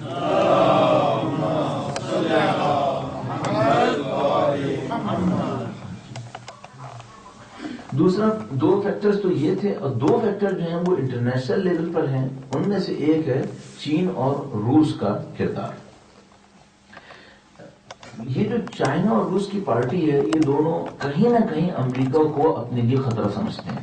قطعاً امریکہ بھی ان کو اپنے لیے خطرہ سمجھتا ہے اور یہ بھی اپنے آپ کو امریکہ کے لیے خطرہ بناتے ہیں. ان کو یہ پتا ہے کہ اگر امریکہ کی ہیجمونی بڑھتی چلی گئی تو ہمارے مفادات خطرے میں پڑیں گے، یعنی چائنا اور رشیا کے. لیکن یہ دونوں حتی الامکان کوشش یہ کرتے ہیں کہ ان کو امریکہ کے مقابلے میں نہ آنا پڑے، چونکہ کچھ بھی ہو امریکہ ان کے مقابلے میں ظاہری طور پہ طاقتور ہے اور یہ نہیں چاہتے کہ اپنے آپ کو کسی بھی جنگی میدان کے اندر ملوث کریں، خاص کر چائنا. کیونکہ چائنا یہ دیکھ رہا ہے کہ میں جنگ نہ بھی لڑوں تو میں اقتصادی میدان میں امریکہ کو ہرا چکا ہوں، مجھے ضرورت نہیں کہ میں اس کے ساتھ جنگ لڑوں، میں بغیر جنگ لڑے بھی اس کو ہرا سکتا ہوں. تو چائنیز قطعاً جنگ لڑنے کے موڈ میں نہیں ہے، نہ رشین جنگ لڑنے کے موڈ میں ہے. لیکن ان دو کے پاس کچھ کارڈز ایسے ہیں جو وہ بغیر جنگ کے بھی استعمال کر سکتے ہیں. ان کارڈز کو انہوں نے سیریا کے ایشو میں بھرپور طریقے سے استعمال کیا اور ان میں سے ایک کارڈ یہ تھا کہ ہم اقوام متحدہ کے اندر ووٹ پاس نہیں ہونے دیں گے. امریکہ کے پاس ایک ایشو ہے، امریکہ اگر سیریا کے اوپر حملہ کرے، میں نے آپ کو کہا کہ اس کو پبلک اوپینین کو سیٹل کرنا ہوتا ہے کہ بھائی آپ حملہ کیوں کرنا ہے. پہلے بھی آپ نے حملہ کیا تھا، جھوٹ کا جھوٹ تھا سارا. تو پبلک اوپینین کو سیٹل کرنے کے لیے اقوام متحدہ کا پلیٹ فارم بڑا اچھا پلیٹ فارم ہے کہ آپ اقوام متحدہ کی سیکورٹی کونسل میں لے جائیں، وہاں سے قرارداد پاس کریں، اپنے پبلک کو پکڑا دیں کہ بھائی ہم نے تو کچھ نہیں کیا ہے، اقوام متحدہ نے ہمیں پابند کیا ہے کہ ہمیں اس کا مقابلہ کرنا ہے، تو اب ہمیں اس کا مقابلہ کرنا ہے. چین اور روس نے جو دونوں نے مل کر کام کیا وہ یہ کہ ہم اقوام متحدہ کے پلیٹ فارم سے ایسی کوئی ریزولوشن پاس نہیں ہونے دیں گے، اس کو ویٹو کریں گے. اچھا، عراق کے ایشو میں انہوں نے بغیر اقوام متحدہ کے حملہ کیا تھا اور ہمیشہ پبلک کے سامنے ذلیل ہوئے تھے کہ آپ نے اقوام متحدہ کے بغیر حملہ کیا تھا. اب یہ اس معاملے میں اتنے ذلیل و خوار ہو چکے ہیں کہ اقوام متحدہ کے بغیر حملہ نہیں کر سکتے. اور چین اور روس کو چونکہ یہ پتا ہے کہ اقوام متحدہ کے بغیر حملہ نہیں ہو سکتا، انہوں نے اقوام متحدہ سے ریزولوشن پاس نہیں ہونے دی. ایک دروازہ جو بند ہوا وہ یہ دروازہ تھا. اچھا، ایک اور جگہ جو ان کو بہت بڑا سیٹ بیک ہوا وہ انگلستان کے اندر، اوپینین ان کے ہاتھ سے نکلی اور چین اور روس نے اس کے اوپر بہت انویسٹمنٹ کر کے اس سے فائدہ اٹھانے کی کوشش کی. آخری پوائنٹ جو مجھے سمجھ میں آتا ہے وہ ان کی اقتصادی صورتحال ہے. ابھی جو ایشو آپ نے دیکھا ہی ہوگا امریکہ کے اندر وہ ڈیٹ سیلنگ کا چل رہا ہے کہ قرضے کی سطح کتنی حد تک لے جائی جا سکتی ہے. امریکہ $16 ٹریلین کا مقروض ہے. $16 ٹریلین کا، یہ اتنی بڑی رقم ہے کہ ہم لوگ اس کو اردو میں کہیں بھی تو بعض اوقات سمجھ میں نہیں آتا کہ یہ کتنی بڑی رقم ہے. اگر میں اس کو اردو میں کہوں گا تو میں کہوں گا 16,000 ارب ڈالر. $1 ارب کتنا ہوتا ہے؟ پاکستان کی پوری ایکسپورٹ $23 بلین ہوتی ہے، 23 ارب. اور امریکہ کا قرضہ کتنا ہے؟ 16,000 ارب ڈالر. 16,000 ارب ڈالر. پاکستان کیا کرے کہ 1,000 ارب ڈالر تک پہنچے گا اور یہ 16,000 ارب ڈالر کی بات ہے. اتنا قرضہ امریکہ کے اوپر ہے اور یہ ہو رہا ہے کہ وہ طے کرتی ہے ان کی حکومت کہ بھائی اس سے زیادہ قرضہ نہیں ہوگا، اور جب پہنچ جاتی ہے اس پر تو کہتے ہیں چلو 2 ارب اور بڑھا دیتے ہیں، 1 ٹریلین اور بڑھا دیتے ہیں، 2 ٹریلین اور بڑھا دیتے ہیں. اب وہ 16 ٹریلین کے اوپر پہنچے میں. پوری دنیا کو یہ بات پتا ہے. یورپ کے اندر جو صورتحال ہے وہ آپ کے سامنے ہے. یونان کے اندر بے روزگاری کی شرح 30% سے اوپر ہے اس وقت، خاص کر یونان کے اندر، اور اسپین میں اور باقی ممالک کے اندر جو صورتحال ہے وہ سب کے سامنے ہے. آیا اس صورتحال میں دنیا ایک جنگ سنبھال سکتی ہے؟ اور وہ بھی ایسی جنگ کہ جو چھوٹی جنگ نہیں ہوگی، وہ جنگ بڑی جنگ ہوگی. سنبھالے گی یا نہیں سنبھالے گی؟ پہلے ان کے ذہن میں یہ تھا کہ یہ ہم ایشو ریز کریں گے، چند مہینے کے اندر سیریا کی گورنمنٹ شکست کھا جائے گی، بغیر جنگ کے معاملہ حل ہو جائے گا، امریکہ کو کچھ نہیں کرنا ہوگا. بعد میں دیکھا کہ نہیں، سیریا نے ریزسٹ کیا، حزب اللہ نے اس کا ساتھ دیا. ایرانیوں نے کچھ عرصے تک کنفیوژن میں رہنے کے بعد اوپنلی کہا کہ ہم اس کا ساتھ دیں گے. اس کے بعد سیرین گورنمنٹ باقی رہ گئی، اور جب باقی رہ گئی تو معاملہ اس پہ نہیں ہوا کہ صرف باقی اٹھیں گے سیرین گورنمنٹ ختم ہو جائے گی. یہ وہ کیس اگر آپ کے ذہن میں ہو تو انہوں نے سملر کیس ایران کے لیے سوچا تھا، انقلاب سبز نام کر کے، کہ لوگ موومنٹ کھڑی کریں گے احمدی نژاد کے خلاف، اس موومنٹ کے اندر ایرانی حکومت ختم ہو جائے گی. یہی کیس انہوں نے اسد کے خلاف سوچا کہ یہاں پہ پبلک موومنٹ کرے گی اور اس کے بعد اسد کی حکومت ختم ہو جائے گی، ہمیں کچھ نہیں کرنا پڑے گا، یہ خود ہی اپنی گردنیں کاٹ دیں گے جیسے لیبیا کے اندر ہوا. ایسا نہیں ہوا. فوج اتارنی پڑے گی تو فوج اتارنے کے لیے پیسے لگتے ہیں، پھر اس کے پیسے کون دے گا؟ شروع کے پیسے تو قطر اور سعودیہ نے دیے. انہوں نے کہا کہ ٹھیک ہے، ہم پہلے بھی اتنے بیوقوف بن چکے ہیں کہ ہم نے خوب پیسہ دیا تھا. اگر کسی کو یاد ہو 1990 میں امریکہ جب آیا تھا تو اس کی ساری فنڈنگ سعودیہ نے کی تھی, اور اس بری طریقے سے سعودیہ لٹا تھا اس معاملے کے اندر کہ 2 سال تک بجٹ نہیں بنا سکا تھا. جب یہ 1990 کی امریکہ کا اٹیک شروع ہوا تھا, اس سے پہلے سعودی عرب کے پاس فورن ایکسچینج ریزروز کے اندر اس زمانے کے 160 ارب ڈالر پڑے تھے. جب یہ جنگ ہوئی تو وہ 160 بلین ڈالر تو ختم ہو گئے تھے. 2 سال تک سعودیہ بجٹ اناؤنس نہیں کر سکا تھا. یہ بری حالت آ گئی تھی. تو سب کو پتا تھا کہ اگر یہاں پہ جنگ ہونی ہے تو اس کا بجٹ اب سینکڑوں بلین میں نہیں آئے گا, یہ اتنا آئے گا کہ پورا سعودیہ, پورا ٹرکی اور پورا قطر بھی ملا کر اس کو فنڈ کریں تو یہ تینوں ملک ختم ہو جائیں گے, یہ فنڈ نہیں ہو پائے گا. اس خاطر ان کو اس جنگ سے پیچھے ہٹنا پڑا. اور آپ نے دیکھا کہ اب وہ سارے کیمیکل اسلحے کی داستان اور نان ڈیموکریٹک گورنمنٹ, اب اس کو کوئی چھیڑنے کو تیار نہیں ہے. ساری چیزیں سیٹل ہو گئی ہیں. اس بیچ میں جو کریڈٹ دے دیا گیا, اب امریکہ کی حالت کیا تھی, میں یہاں پہ ایک اور نقطہ ذرا سا میں سمجھتا ہوں کہ امپورٹنٹ ہے, وہ بھی عرض کرتا چلوں. میری اپنی انڈرسٹینڈنگ یہ ہے کہ اوباما اس جنگ کے موڈ میں نہیں تھا. میری اپنی انڈرسٹینڈنگ یہ ہے کہ امریکہ کی جو فریکشنز ہیں, اندرونی فریکشنز, اس کے اندر اوباما اس جنگ کے موڈ میں نہیں تھا. اسی لیے اس نے کانگریس کے اوپر ریفر کیا کہ کانگریس فیصلہ کرے, میں فیصلہ نہیں کروں گا. اگر اس کو جنگ کرنا ہوتا تو وہ کانگریس کو ریفر نہیں کرتا, وہ خود سے فیصلہ کرتا. اس کا موڈ نہیں تھا جنگ کرنے کا, لیکن پیچھے ہٹنے کے لیے کوئی فیس سیونگ چیز چاہیے تھی. اور فیس سیونگ کے لیے انہوں نے پوٹن کو کریڈٹ دے کر اس کو ہیرو بنوا دیا, اور اس سے کہا کہ تمہاری سجیشن ہم ایکسپٹ کر رہے ہیں کہ اگر ویپنز, کیمیکل ویپنز ختم کر دیے جائیں تو پھر جنگ کی ضرورت باقی نہیں رہے گی. تو میں سمجھتا ہوں اس طرح امریکہ نے فیس سیونگ کی, اپنے آپ کو پیچھے بھی گھسیٹ لیا, اور جو روس اور چین چاہ رہے تھے وہ بھی ہو گیا, اور اسد کی حکومت باقی رہی. لیکن اب اس کے اوپر آخری کمنٹس. آیا سیریا کا کیس ختم ہو گیا؟ نہیں, کیس ختم نہیں ہوا ہے. پوری دنیا سے دہشت گرد لا کے وہاں پہ رکھے ہوئے ہیں. اس کا مطلب یہ خطرہ ابھی باقی رہے گا, اور یہ دنیا بھر کے دہشت گرد جس دن وہاں سے واپس اپنے علاقوں کو جائیں گے تب اصلی خطرہ دوبارہ شروع ہوگا. ابھی تو پوری دنیا کے دہشت گرد وہاں پہ جمع ہوئے ہیں, حتیٰ یورپ کے دہشت گرد بھی وہاں پہ جمع ہوئے ہیں. جب یہ واپس آئیں گے اپنے اپنے علاقوں کو, اور یہ میں آپ کو بتا دوں اب پوری دنیا کی حکومتیں یہ چاہیں گی کہ واپس کوئی نہ آئے. اب کسی کا موڈ نہیں آئے گا کہ یہ پبلک واپس بھی آئے. یہ تو انہوں نے جانے دیا ہے, اس میں ان کی اپنی مصلحت تھی کہ ہاں یہاں سے تو جائے کم از کم. لیکن اب یہ سوچیں وہ وہاں سے واپس بھی آئیں گے, یہ میرا اپنے خیال ہے کہ نارویجن گورنمنٹ بھی نہیں چاہے گی. یعنی مثلا کوئی یہ پوچھ سکتا ہے کہ بھائی یہاں کی گورنمنٹ نے جانے کیوں دیا؟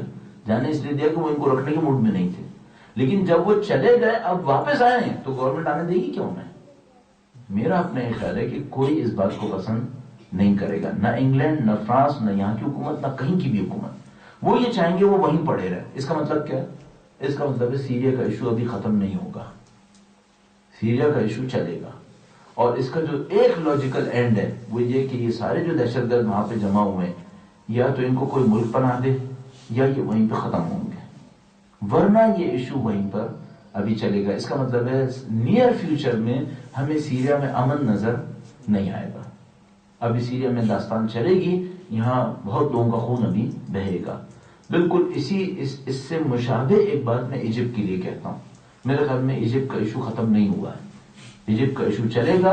اور یہ صرف ایک فرق ہوگا, وہ یہ کہ پہلے تحریر اسکوائر میں ایک دن میں کئی 100 مرے تھے, اب آہستہ آہستہ مرتے رہیں گے. آہستہ آہستہ لوگوں کے مرنے کے 2 انداز ہوتے ہیں. ایک دفعہ ایک دن میں 5000 بندے مرتے ہیں تو میڈیا میں خبر آتی ہے, لیکن اگر ہر روز 15 بندے مریں تو ایک سال میں پھر 5000 ہو جاتے ہیں.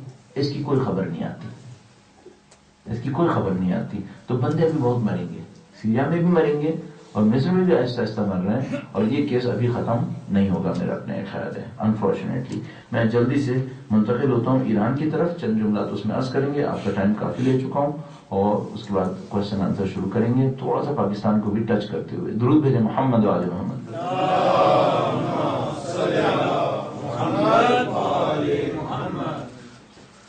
اس دوران میں جو سیریا کا کیس ہے, کم سے کم قطر اور سعودی عرب کے لیے یہ کیس بہت ذلت آمیز تھا. ان دونوں ملکوں کی سازشیں, اور ٹرکی کو بھی اس میں شامل کر لیجئے, ان تینوں ملکوں کی سازشیں کھل کر سامنے آئیں کہ انہوں نے کس طریقے سے سیریا کے خلاف سازش کی تھی, اور تینوں ملکوں کو ٹھیک ٹھاک بدنامی اٹھانی پڑی ہے. اور ایک مشکل مجھے اور سمجھ میں آتی ہے، قطر اور سعودی عرب کو بدنامی اٹھانی پڑی ہے، ترکی کو اس کو سزا بھی اٹھانی پڑے گی، ترکی کو اس کو سزا بھی اٹھانی پڑے گی. کیوں؟ کیونکہ قطر اور سعودیہ کی بارڈر ٹچ نہیں کر رہی ہے، بارڈر ترکی کی ٹچ کر رہی ہے. یہ دہشت گرد آئے ہیں، یہ اس راستے سے آئے، یہ واپس بھی اسی راستے پہ جائیں گے. پھر یہ بالکل ایسے ہی جب افغانستان کے اندر سارے دہشت گرد پلے تھے تو کس نے سزا اٹھائی تھی؟ پاکستان نے سزا اٹھائی تھی، کیونکہ بارڈر ان کی ٹچ کر رہی تھی. تو سیم کیس ٹرکی کے ساتھ ہوگا. یہ جو ٹرکی ابھی مطمئن ہے کہ ہم وہاں ان کو دھکا دے کے پیچھے سے خاموش بیٹھے رہیں گے، ہم یہاں سے پیسہ پھینکتے رہیں گے، فوج بھیجتے رہیں گے، اور وہ سیرین گورنمنٹ ختم ہو جائے گی اور ہمارا کچھ نہیں ہوگا. تو بھائی وہ ایک محاورہ مشہور ہے، کہاوت کہتے ہیں کہ اگر کوئلہ بیچو گے تو ہاتھ تو کالے ہوں گے. کوئی یہ سوچے کہ میں کوئلہ بیچتا رہوں گا اور میرے ہاتھ کالے نہیں ہوں گے، تو یہ نہیں ہوتا. پاکستان نے افغانستان میں کوئلہ بیچا تھا، ابھی تک منہ بھی کالا ہوا ہے، ابھی تک مصیبت جھیل رہے ہیں. تو یہ جو ٹرکی نے کوئلہ بیچا ہے، یہ سوچ رہا ہے کہ اس کا کچھ نہیں ہوگا. نہیں، یہ بہت کچھ ہوگا. ابھی یہ ان کو اس کی سزا خوب اٹھانی پڑے گی. لیکن یہ ہے کہ ہاں ٹائم لگے گا اور دیکھیں گے ابھی کیا ہوتا ہے. ایران کا معاملہ، ایران اور امریکہ کے تعلقات جو ہیں وہ بہتری کی طرف جا رہے ہیں. اچھا، اس میں جیسے ہی بہتری کی طرف جا رہے ہیں، دو فرنٹ یہاں پر بنے ہوئے ہیں. ایک فرنٹ وہ کہہ رہا ہے کہ بھائی امریکہ ہمارا ازلی ابدی دشمن ہے، اس کے ساتھ تعلقات بہتر ہونے کا کوئی امکان ہے ہی نہیں، اور جو تعلقات ہو رہے ہیں یہ سازش ہے. ایک فرنٹ. دوسرا فرنٹ یہ کہتا ہے کہ ایسا ہم تو پہلے سے ہی کہہ رہے تھے کہ امریکہ سے لڑنے کی کوئی ضرورت تھی ہی نہیں، اور جو اب تک بھی 30 سال مقابلہ کیا یہ بھی غلط تھا. صحیح. یہ دو فرنٹ ہیں. اور جو بیچ میں ایک اور فرنٹ ہے، تیسرا ہے، وہ یہ کہہ رہا ہے کہ بھائی امریکہ نے ہمارے ساتھ غلط کیا تھا، ہم نے اس کا مقابلہ کیا، اگر امریکہ ہمارے ساتھ صحیح کرنے کو تیار ہے ہم اس کے ساتھ تعلقات بحال کرنے کو تیار ہیں. صحیح. تینوں کے اپنے اپنے دلائل ہیں اور تینوں کے اوپر متوقع اعتراضات بھی ہیں، یعنی کچھ ایکسپیکٹڈ آبجیکشنز ہیں جو تینوں پارٹیز پر کی جا سکتی ہیں. مثلا جو پارٹی کہہ رہی ہے کہ امریکہ کے ساتھ تعلقات ازلی ابدی ہو ہی نہیں سکتے، صحیح، ہمیں اس سے بھی بات کی جا سکتی ہے کہ بھئی کیا واقعا ایسا ہے کہ دشمن کچھ بھی کر لے، حتیٰ دشمنی ختم کر لے، تب بھی ہماری دشمنی رہے گی، یعنی کہ نہیں، اگر دشمنی ختم ہو گئی تو پھر تعلقات صحیح ہو جائیں گے. دوسری پارٹی جو کہتی ہے اصلا شروع سے ہم کہہ رہے تھے کہ امریکہ نے کچھ سے گڑبڑ کرنے کی ضرورت ہی نہیں تھی، اس سے ہمارے تعلقات خراب ہی نہیں ہونے چاہیے تھے، اس کے اوپر بھی سوالات ہیں. اور تیسری پارٹی جو کہتی ہے کہ نہیں، یہ جب تک غلط تھے ہم لڑے تھے، اب وہ صحیح ہو گئے تو ہمارے تعلقات صحیح ہو گئے، اس کے اوپر بھی کچھ سوالات موجود ہیں. میں صرف تیسرے والی کی طرف واپس آتا ہوں. ہم جو لوگ یہاں پہ بیٹھے ہیں، میں اس میں بہت کم ایکسپیکٹ کر رہا ہوں کہ کوئی فرسٹ یا سیکنڈ پارٹی کا ہوگا. تو تھرڈ پارٹی پر کچھ کوشچن سامنے آ رہے ہیں. وہ یہ کہ جو پارٹی یہ کہہ رہی ہے کہ امریکہ پہلے غلط تھا، ہم اس سے لڑ رہے تھے، اب امریکہ صحیح ہو گیا ہے اس لیے ہمارے تعلقات صحیح ہو رہے ہیں. اس کے اوپر کچھ باتیں جو ہے کمنٹس کے طور پر عرض کروں گا. درود بھیجیے گا محمد وآل محمد.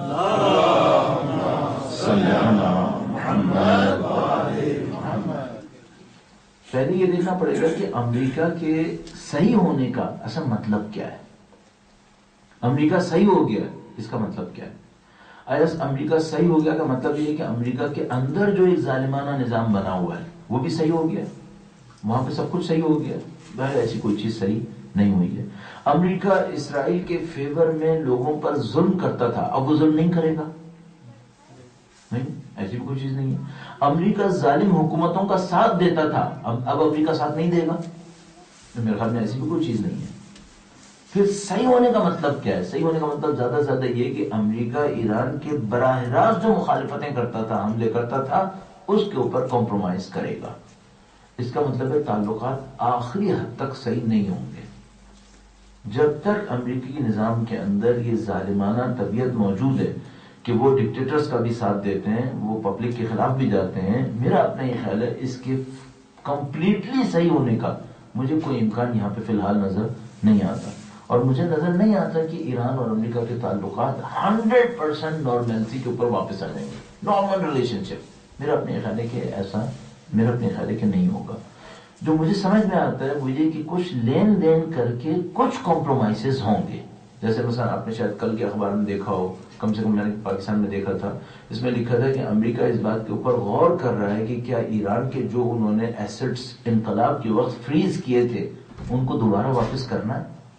ایران میں، امریکہ میں اس کے اوپر تیاری ہو رہی ہے. اس طرح کی کچھ حرکتیں انجام پائیں گی جس میں امریکہ اور ایران کے تعلقات میں کچھ بہتری آئے گی، لیکن وہ یہ سمجھے 100% صحیح ہو جائے گا، میرا اپنے خیال ہے کہ ایسا کبھی نہیں ہو پائے گا، میرا اپنے خیال ہے کہ ایسا کبھی نہیں ہو پائے گا۔ اچھا، اس سے کس کو فائدہ ہوگا اور کس کو نقصان ہوگا؟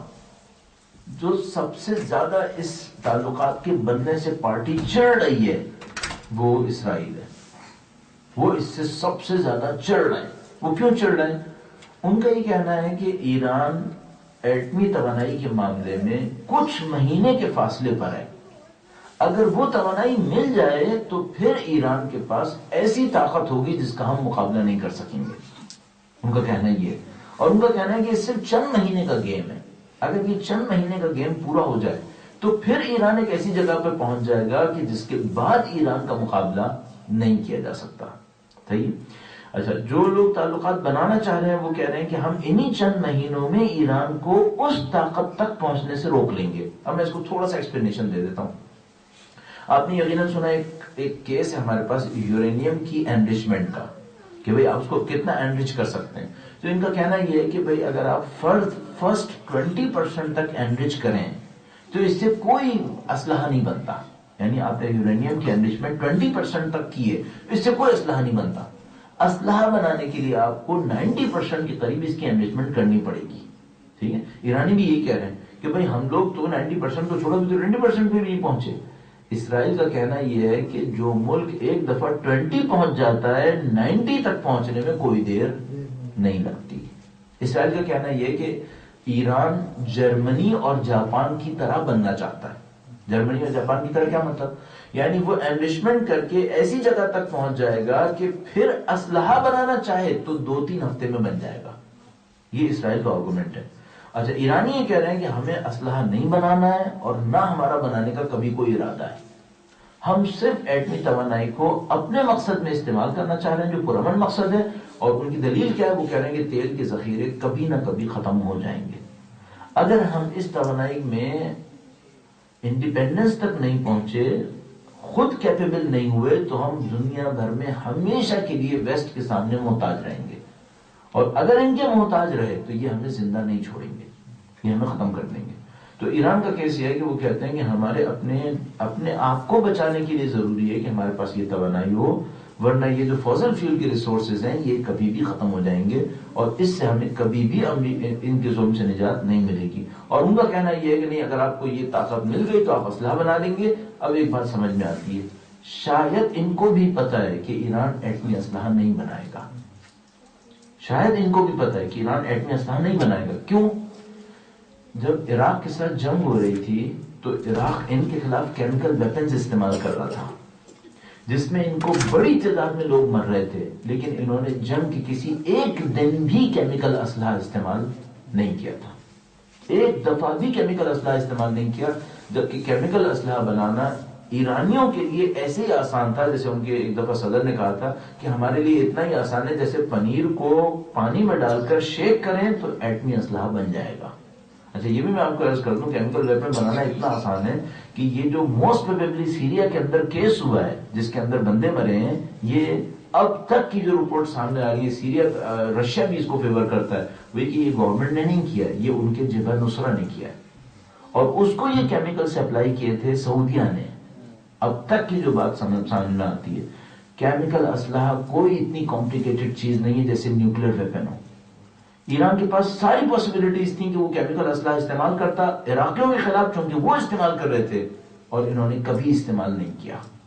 اس کا مطلب ہے ایران کمیٹڈ ہے کہ وہ میس ڈسٹرکشن کبھی نہیں کرے گا، بڑی تعداد میں پبلک کو کبھی نہیں مارے گا۔ تو مجھے یہ احساس ہے کہ اسرائیل کو بھی پتا ہے، امریکہ کو بھی پتا ہے کہ ایرانی کبھی بھی پبلک کو ایٹمی اسلحے یا کیمیکل اسلحے کے ذریعے سے نہیں ماریں گے، لیکن اصل مسئلہ اسلحے کا نہیں ہے، اصل مسئلہ توانائی کا ہے۔ یہ ایران کو اس توانائی سے روکنا چاہتے ہیں۔ یہ ایرانیوں کو بھی پتا ہے کہ اسلحے کے بہانے ہمیں توانائی سے روکنا چاہتے ہیں، اس کے لیے بے انتہا بیس انہوں نے استعمال کیے۔ ان میں سے ایک کیس تھا کہ ان کے سائنٹسٹ کو مروایا جاتا تھا، اور وہ اس طرح سے ہوتا تھا کہ IAEA کے نمائندے آتے تھے انسپیکشن کے لیے وہ آتے تھے، ایرانی سائنٹسٹ کو آئیڈینٹیفائی کرتے تھے، اور وہ سائنٹسٹ بعد میں ٹیررسٹ ایکٹیویٹیز کے ذریعے سے قتل کر دیے جاتے تھے۔ ایران کے اندر بہت سارے سائنٹسٹ ایران کے اندر اس طریقے سے مرے یا کڈنیپ کر لیے گئے، بہت کچھ ہوا ایسا۔ تو میرا اپنے خیال ہے کہ اصلی ایشو ایران کی ایٹمی ٹیکنالوجی کا ہے، اس کے اسلحے کا نہیں ہے. اور یہ جو اسرائیل اتنا چیخ رہا ہے یہ اسلحے پہ نہیں چیخ رہا ہے، ٹیکنالوجی پہ چیخ رہا ہے. اور ہاں یہ بات صحیح ہے کہ ایران ٹیکنالوجی حاصل کرنے کے بالکل ایج کے اوپر ہے. تو عین ممکن ہے کہ ایرانی یہ چاہتے ہوں کہ کچھ مہینے کا ہمیں ٹائم ملے اور ہم اس ٹیکنالوجی کو حاصل کریں، اور اگر امریکہ واقعا اپنے ایٹیٹیوڈ کو چینج کرے تو اس کے ساتھ تعلقات اچھے کیے جائیں.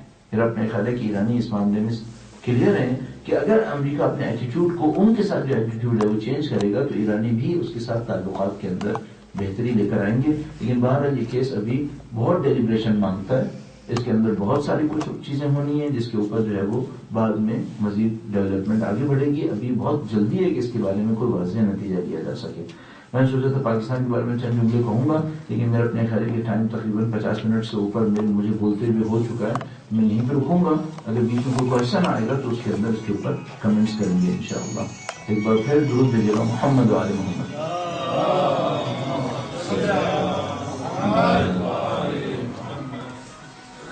اب روٹین اور پیٹرن یہ ہے کہ اگر آپ میں سے کسی کے ذہن میں کوئی کوشچن آتا ہے یا کوئی بات آپ نے کہنی ہو تو آپ کاغذ پہ لکھ کے دے دیتے ہیں، اور ہم کوشش یہ کر رہے ہوتے ہیں کہ ان جو کوشچنز آپ کی طرف سے آئیں اس کے اوپر رکھتے ہوئے کچھ کمنٹس کریں، اور اس میں کچھ اور باتیں جو ڈسکس نہیں ہوئی ہیں ان کو بھی کچھ بیان کر دیا جائے.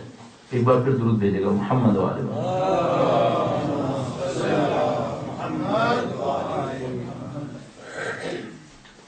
ہاں، انہوں نے ایک سوال کیا ہے، لکھا ہے کہ آپ کے خیال میں ہم نوجوان یہاں یورپ میں مصر کی کس طرح مدد کر سکتے ہیں؟ ہم مصر ہی لکھا ہے جو مجھے سمجھ میں آ رہا ہے مصر.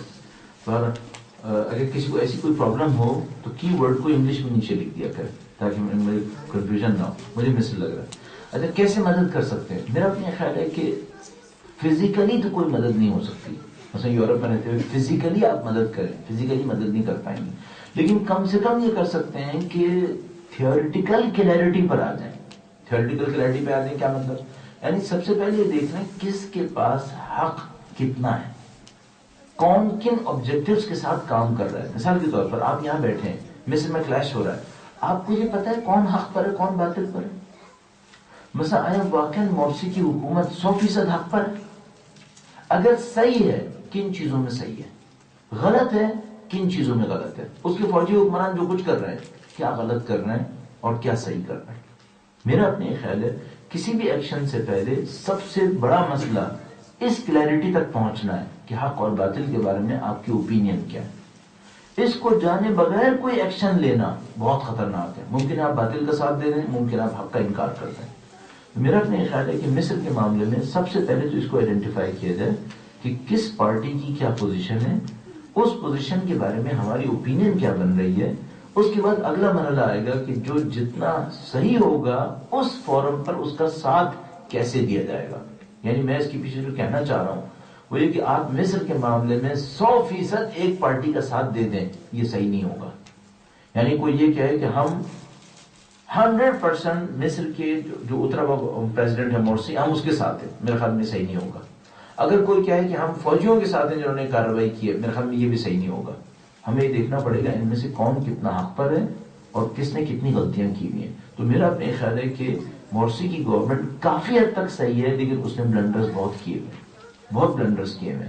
میرا اپنے خیال ہے کہ اس کو جج کرنا پڑے گا، ججمنٹ اس کے بارے میں ہمارے پاس ہونی چاہیے، اور اس کے بعد پھر یہ دیکھنا ہوگا کہ کس فورم کو استعمال کرتے ہوئے ساتھ دیا جا سکتا ہے. کم سے کم کام جو کیا جا سکتا ہے وہ انسانی جان کے جانے کا مقابلہ ہے. یعنی مثال کے طور پر کم سے کم کام یہ کیا جا سکتا ہے کہ مصر میں قتل عام روکا جائے. یہ جو لوگ مر رہے ہیں وہاں پر، مثلا کبھی فوج مارتی ہے، کبھی دوسرے لوگ آ کر وہاں پہ مارتے ہیں، اس کا مقابلہ کیا جائے. ایک بات میں آپ کی خدمت میں اور عرض کروں گا، ہمیشہ کوشش کریں کیسز کو ملک کی سطح پہ تو دیکھیں، عالمی سطح پہ ضرور دیکھیں. عالمی سطح پہ کیسے دیکھیں؟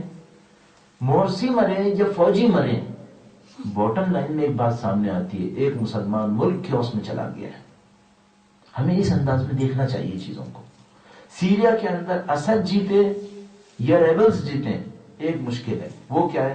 مسلمان کا خون بہ رہا ہے، مسلمان کنٹری کیوس کے اندر ہے، اس کو کیسے بچانا ہے. ہمیشہ دیکھنے کے پیرامیٹرز کو گروپ، سیکٹ اور ریلیجن سے نکال کر پوری دنیا کے انوائرمنٹ کے اندر دیکھنے کی کوشش کریں. ہمیں کئی لیول پر مقابلہ کرنا ہوتا ہے. مثال کے طور پر ایک دفعہ دشمن کیا بنتا ہے, کہتا ہے میں شیعہ کا ساتھ ہوں, سنی کو مارو, اور سنی سے کہتا ہے میں تمہارے ساتھ ہوں اور شیعہ کو مارو. یہ کسی کے بھی ساتھ نہیں ہے, وہ صرف اپنے مفادات کے ساتھ ہیں. ایک دفعہ وہ مصر کی آرمی سے کہتے ہیں ہم تمہارے ساتھ ہیں, مورسی کو مارو, وہ آرمی کے ساتھ بھی نہیں ہے. ایک دفعہ وہ کہتے ہیں ہم تھرڈ ورلڈ کنٹریز کے ساتھ ہیں, ایکسٹریمزم کے خلاف ہیں, تو میں گارنٹی سے کہہ رہا ہوں وہ تھرڈ ورلڈ کنٹریز کے بھی ساتھ نہیں ہے, وہ صرف اپنے مفادات کے ساتھ ہیں. ان کو ہم میں سے کسی کے ساتھ کوئی ہمدردی نہیں ہے, ان کو صرف اپنے مفادات سے ہمدردی ہے. تو ہمیں اتنا عقل مند ہونا پڑے گا کہ ہم ایک پارٹی کا ساتھ دیں, دوسرے کو خراب کریں, ملک کو کیوس میں لے جائیں. یہ ہمارے قطعاً فائدے کے اندر نہیں ہوگا. ملک کے اندر حالت بہتر ہونی چاہیے.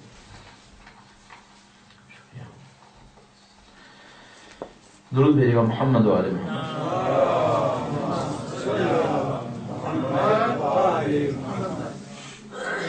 انہوں نے کہا Bashar al-Assad announced that his party going to lose next elections according to Norwegian newspaper. If he lose, does that mean he lost the war? Does American get reach their point if he does not win the election? Now you see how you see the future of Assad in this scenario. میں نے کہا کہ بھائی یہ امکان ہے, یہ کہہ رہے ہیں کہ نیوز پیپر نے اطلاع دی ہے, نارویجن نیوز پیپر نے اطلاع دی ہے کہ اسد نے کہا ہے کہ وہ نیکسٹ الیکشن ہار جائے گا. تو انہوں نے کہا کہ اگر وہ نیکسٹ الیکشن ہار جاتا ہے تو کیا اس کا مطلب یہ ہے کہ وہ ہار گیا؟ میں اپنے طور پہ سمجھتا ہوں کہ اگر ایسا ہو کہ سیریا میں فیئر الیکشن ہو جائیں اور فری اور فیئر الیکشن کے بعد کوئی اور گورنمنٹ بنے چاہے وہ اسد کی نہ ہو, تو میرے خیال میں یہ ہار نہیں ہے. میرے خیال میں یہ ہار نہیں ہے. کیوں؟ وہی پوائنٹ جو میں نے ابھی کہا تھا, ایک ملک کو اسٹیبلٹی کی ضرورت ہوتی ہے. پہلی چیز جو کسی ملک کو چاہیے وہ اسٹیبلٹی ہے. اس اسٹیبلٹی کے ساتھ کون سی پارٹی حکومت پر آئے یہ سیکنڈ کوشچن ہے, لیکن پہلی چیز جو ہمیں چاہیے وہ اسٹیبلٹی ہے. تو اگر مجھ سے کوئی کہے کہ شام کے اندر کیوس رہے اور اسد رہے, یا اسٹیبلٹی آ جائے اور کوئی اور پارٹی آئے, تو میں کہوں گا اسٹیبلٹی آ جائے, کوئی اور پارٹی آ جائے, کیونکہ ملک بچے گا, پھر خون بچے گا انسانوں کا. لیکن اگر کیوس رہے گا کبھی بھی خون نہیں بچے گا. اچھا یہ بھی میں بات عرض کرتا چلوں, کوئی یہ کہ اس کا مطلب ہے اسد کو چلا جانا چاہیے تاکہ ملک بچ جائے, تو میں گارنٹی سے کہہ رہا ہوں کہ اگر ابھی اسد چلا گیا اتنا خون بہے گا جو ہم نے ابھی تک نہیں سوچا تھا. قطعاً ایسا نہیں ہے کہ اسد رہے گا تو کیوس رہے گا, اسد چلا جائے گا تو کیوس ختم ہو جائے گا. نہیں, کیوس ختم نہیں ہوگا. اگر اس وقت اسد جائے گا اتنا خون بہے گا جس کا ابھی ہم تصور نہیں کر پائیں گے. تو میرا اپنے خیال ہے کہ اسد کی گورنمنٹ کو رہنا چاہیے, وہ رہے اور ملک کو کسی ایسی اسٹیبلٹی تک لے جائے کہ جس کے بعد اگلی گورنمنٹ کو ٹرانسفر کیا جا سکے. یہ اس وقت مین پوائنٹ ہونا چاہیے جس کے اوپر کام کیا جائے. کیوس کسی کے بھی حق میں نہیں ہے, اس کو ہمیشہ ذہن میں رکھیے گا. لکھا ہے کہ روس کا بیان کہ اگر امریکہ شام پر حملہ کرے گا تو روس سعودیہ پہ حملہ کر دے گا, اس کے بارے میں کیا خیال ہے؟ میرا اپنے خیال ہے کہ یہ کبھی بھی آفیشیل اسٹیٹمنٹ رشیا کا نہیں تھا. یہ بیان کہ اگر امریکہ نے روس پہ حملہ کیا, شام پہ حملہ کیا تو روس سعودیہ پہ حملہ کر دے گا, میرا اپنے خیال ہے کہ یہ کبھی بھی رشیا کا آفیشیل اسٹیٹمنٹ نہیں تھا. میں نے جتنا سرچ کیا ہے میں نے دیکھا ہے رشینز نے بیچ میں ان آفیشیل چینلز کو استعمال کرتے ہوئے یہ خبر مشہور کی ہے. یہ ان کا آفیشیل اسٹیٹمنٹ نہیں ہے, ان آفیشیل انہوں نے ایک ریومر پھیلایا ہے اور اس نے لوگوں کو ایک میسج دیا ہے. ہاں یہ کہ رشیا کو ایسا میسج نہیں دینا چاہتا, رشیا میسج دینا چاہتا ہے. میسج کیا دینا چاہ رہا ہے؟ وہ امریکہ کو کہنا چاہ رہا ہے کہ اگر تم یہ سمجھ رہے ہو کہ تم one and only super power ہو, جو چاہو گے کرو گے, ہم تمہیں اس کی اجازت نہیں دیں گے. لیکن دوبارہ اگر امریکہ شام پہ حملہ کرتا تو کیا روس سعودیہ پہ حملہ کرتا؟ میں کہہ رہا ہوں خواب میں بھی نہیں سوچیے گا کہ روس آئے گا کس پہ حملہ کرے گا, سعودیہ پہ حملہ کرے گا. اس کا مطلب ہے وہ امریکنز کو اور زیادہ لیجیٹیمیسی دے رہا ہے. سعودیہ پہ جو بھی حملہ کرے گا مکہ اور مدینہ کی وجہ سے ذلیل و خوار ہوگا. نہ مانوی اعتبار سے کہہ رہا ہوں, سیاسی اعتبار سے کہہ رہا ہوں, ذلیل و خوار ہو جائے گا. رشیا کبھی بھی یہ ویپن امریکہ کو نہیں دے گا کہ امریکہ دنیا بھر کے اندر روس کو بدنام کرے گی, دیکھو یہ وہ ملک ہے جس نے مکہ اور مدینہ پہ حملہ کیا. نہ رشین اتنے دیوانے ہیں اور نہ وہ اتنے پاگل ہیں کہ وہ یہ ہتھیار اٹھا کر امریکہ کو دے دیں گے. تو یہ باتیں پھر کیا ہیں؟ یہ باتیں صرف بلفز ہیں, یہ ریومرز ہیں, اس سے زیادہ ان کی کوئی حیثیت نہیں ہے. آپ اس کو کبھی بھی اسٹریٹجک اسٹیٹمنٹ مت سمجھیے گا. دنیا بھر کے اندر کام کرنے کا طریقہ ہے. ایک دفعہ آپ آفیشیل ایک اسٹیٹمنٹ دیتے ہیں اور اس کا کچھ اثر ہوتا ہے. ایک دفعہ آپ نے اپنی بات کہنی ہوتی ہے کچھ اور، آپ ان آفیشیل چینل استعمال کر کے ایک ریومر پھیلا دیتے ہیں اور اس کا جناب علی ایک اور اثر ہوتا ہے. پھر درود بھیجے گا محمد وآل محمد.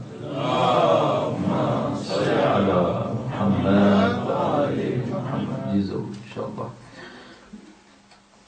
لکھا ایران میں جو 3 گروپ کی رائے پیش کی، ان میں ولایت فقیہ کی کیا رائے ہے؟ یہ بہت اچھا سوال ہے کہ بالآخر ہمیں یہ پتہ چلے کہ ولایت فقیہ کی کیا رائے ہے، وہ بالآخر اس وقت کیا چاہتے ہیں. بالکل اوپنلی آیت اللہ خامنائی نے بیان دیا ہے کہ وہ یہ چاہتے ہیں کہ یہ ڈیولپمنٹ آگے بڑھے، وہ مذاکرات کو آگے بڑھتا دیکھنا چاہتے ہیں. انہوں نے اپنی ایک اسپیچ کے اندر یہ کہا کہ یہ جو کچھ ہو رہا ہے یہ ایک ایسی ایکسرسائز ہے جو صرف چیمپئنز ہی کر پائیں گے. انہوں نے کہا یہ ایک ایسی ایکسرسائز ہے جو چیمپئنز کی ایکسرسائز ہے. کس کا مطلب کیا ہے؟ اس کا مطلب یہ ہے کہ ہم امریکہ کے ساتھ آگے پیچھے اٹھیں گے بیٹھیں گے، اپنے مفادات کو ڈیفینڈ کریں گے. اگر وہ پیچھے ہٹنے کو تیار ہوئے تو ہم ان کے ساتھ تعلقات کو بڑھائیں گے، اور اگر کسی موقع پہ ہم نے دیکھا کہ وہ ہمارے ساتھ مکاری کرنے کے موڈ میں ہیں تو ہم ان کے ساتھ تعلقات کو ختم رکھیں گے، ہم ان کے ساتھ مقابلے کو جاری رکھیں گے. ہاں اس میں آپ کو بہت زیادہ اپنے اندر اسٹرانگ ہونا ہوتا ہے کہ آپ ہوشیار رہیں کہ آپ کے ساتھ کوئی چیٹنگ نہ ہو جائے، آپ کے ساتھ کوئی دھوکہ نہ ہو جائے. میرا اپنے خیال ہے کہ ایرانی اس معاملے میں ماسٹرز ہیں. میں نے ایک بیان پڑھا تھا نیتن یاہو کا ایک بیان تھا احمدی نژاد کے ٹائم میں کہ ایرانی ایٹامک ویپن کی ڈپلومیسی میں ماسٹرز ہیں. نیتن یاہو دنیا میں اس وقت ایرانیوں کا سب سے بڑا دشمن کہہ سکتے ہیں آپ اسے. اس نے اپنی زبان سے اعتراف کیا تھا کہ یہ لوگ گیمز تھیوری کے پولیٹیکل امپلیمنٹیشن کے ماہر ہیں. گیمز تھیوری کیا ہے؟ انٹرنیشنل ریلیشنز میں گیم تھیوری ہے. اس گیم تھیوری کا لباب یہ ہے کہ آپ نے کچھ نان سیریس ایکٹیویٹیز کرتے ہوئے اپنے سیریس آبجیکٹیوز کو پیچھے سے حاصل کرنا ہے. ٹھیک ہے. نیتن یاہو کہتا ہے کہ یہ لوگ گیمز تھیوری کے ایکسپرٹس ہیں، یہ لوگ ہمیں کہیں اور الجھا رہے ہیں اور معاملے کو اپنے کہیں اور لے کے جا رہے ہیں. ایرانی ماسٹرز ہیں اس کام میں. تو مجھے یوں سمجھ میں آتا ہے کہ وہ اتنے ڈھیلے نہیں ہیں کہ وہ ایران کے سامنے امریکہ کے سامنے بیٹھیں گے اور اپنے آپ کو ڈیفینڈ نہ کر سکیں. نہیں، ان کو 30-32 سال کا اس کام کا بہت اچھا تجربہ ہے. وہ اچھی طرح جانتے ہیں کہ ہم نیگوشیشنز کے اندر کس طریقے سے اپنے بینیفٹس کو ڈیفینڈ کر سکتے ہیں. میرے اپنے خیال کے ماسٹر ہیں، ہمیں اس میں کوئی ایشو نہیں ہے. ولایت فقیہ اپنے نظام کا سب سے بڑا وفادار ہے. میرا اپنے خیال ہے ہم میں سے بعض دوست احباب ولی فقیہ سے زیادہ بڑھ کر اس کے نظام کے وفادار ہونے لگتے ہیں. اس وقت ہم یہ سمجھ رہے ہوتے ہیں کہ ہم کچھ ایسی چیزیں دیکھ رہے ہیں جو حتیٰ ولی فقیہ بھی نہیں دیکھ پا رہا. میرا اپنے خیال ہے ہم یہ کوشش نہ کریں. وہ ولی فقیہ بہت ہوشیار ہے، وہ اپنے ملک کے نظام کو بھی سمجھتا ہے اور اپنے مفادات کو بھی سمجھتا ہے. اس کے پاس ٹولز بھی ہم سے کہیں زیادہ ہیں سمجھنے کے لیے. تو میرا خیال ہے کہ اس کے اوپینین پہ انحصار کیا جائے. اور وہ یہ کہہ رہے ہیں کہ ہم ان مذاکرات کو چلتا دیکھنا چاہتے ہیں، ہم ان مذاکرات کو آگے بڑھانا چاہتے ہیں. بہرحال تو میں نے ولی فقیہ کی رائے آپ کی خدمت میں عرض کی. ایک بار پھر درود بھیجے گا محمد والے.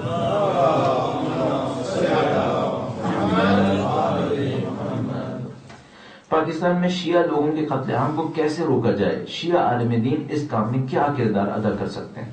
2-3 لیولز ہیں. عالم دین کیا اور عام آدمی کیا، 2-3 لیولز ہیں. ایک لیول، میں چونکہ اس بات کو کئی دفعہ سوچ چکا ہوں اس لیے میں دیر نہیں لگاؤں گا اس کا جواب دینے میں. ایک لیول یہ ہے جو سب سے نیچے کا کام ہے. وہ کیا ہے؟ لوگوں کی ہمت زندہ رہنی چاہیے. کوئی بھی قوم جسم کے کم ہونے سے نہیں مرتی ہے، مورل کے ڈاؤن ہونے سے مرتی ہے. دیکھیں ایک بہت سادہ سی کیلکولیشن ہے. پاکستان میں شیعوں کی تعداد اگر 15-20% ہو تو اس کا مطلب ہے کہ یہ 30 سے 40 ملین لوگ ہیں. 30 سے 40 ملین لوگ اگر ہر سال 1 لاکھ بھی مریں تو مرنے سے نہیں مریں گے. ہر سال 1 لاکھ کا مطلب کیا ہے؟ آپ ہر روز 300 بندے ماریں، ہر روز 300 بندے ماریں اور آپ سال میں 1 لاکھ بندے ماریں تو یہ 40 ملین پبلک ہے. یہ 1 لاکھ کے مرنے سے بھی نہیں مرے گی تو یہ کس طرح مر سکتی ہے؟ نعوذ باللہ، ہمت کے ہارنے سے مر سکتی ہے. بس پہلا ایشو کیا ہے؟ ہمت زندہ رکھو، ہمت زندہ رکھو. لوگوں کی ہمتیں کم نہ ہو. اچھا ہمت زندہ کیسے رکھی جاتی ہے؟ پہلی بات تو یہ جو مجھے سمجھ میں آتی ہے، میں نے اس کو کئی دفعہ تفصیل سے عرض کیا ہے، میں یہاں بہت بریفلی کہوں گا. پہلی بات تو یہ کہ لوگوں کو بتاؤ کہ ہم مرنے سے مریں گے نہیں، ہم مرے بھی تو زندہ ہی رہیں گے. اس معاملے میں شہادت اور سید الشہداء کی مدد بہت ضروری ہے. سید الشہداء نے ہمیں ایک درس دیا ہے، وہ یہ کہ مرنے سے کوئی نہیں مرتا ہے، مرنے پہ زندہ بھی رہ سکتے ہیں. تو پہلی بات تو یہ کہ ہم اپنی قوم کو یہ سمجھا سکیں کہ بھائی شہادت کا مفہوم کیا ہے. اگر آپ شہید ہو رہے ہو کسی ہدف کی خاطر، آپ نہیں مرتے، نہ آپ مرو گے نہ آپ کی قوم مرے گی، پہلا مطلب. دوسرا کام یہ کریں کہ جو شہداء خاندان ہیں ان کی سپورٹ کو کسی ایسی لیول تک لے جائیں کہ ان کو کوئی قسم پرسی کی نظر سے نہ دیکھے. انسان کا مورل اس وقت ڈاؤن ہوتا ہے جب اس کو یہ پتا چلے میں تو مروں گا، میرے بچے بھی زندہ درگور ہو جائیں گے. اور اگر اس کو پتا چلے کہ نہیں میں مروں گا، اس کو کچھ نہیں ہوگا، پھر اس کی ہمت بہت اونچی رہتی ہے. میں سمجھتا ہوں اس اعتبار سے شہید فاؤنڈیشن اور ایسے ادارے بہت امپورٹنٹ ہیں. ان کا بچنا اور ان کا چلنا بہت ضروری ہے. وہ سب رجسٹرڈ ہیں، اللہ کا شکر ہے. کوئی اس ایشو اس کے اندر ہے ہی نہیں کہ ان کے اوپر کوئی الزام لگائے گا. یہ سب رجسٹرڈ ہیں. اور اب تو الحمدللہ یورپ میں بھی شہید فاؤنڈیشن رجسٹرڈ ہے، لندن میں آفیشیلی رجسٹرڈ ادارہ ہے. تو وہ کوئی ایشو نہیں رہا پہلے کی طرح. جیسا کوئی سوچے ہم ان کو کوئی سپورٹ کریں گے تو ہم بعد میں مصیبت میں پھنس جائیں گے. نہیں، گورنمنٹ نے ان کو رجسٹرڈ اسٹیٹس دیا ہوا ہے، بینکنگ چینل استعمال کرتے ہیں، کوئی ایشو نہیں ہے اس کے اندر. تو یہ تو سب سے کم تھا.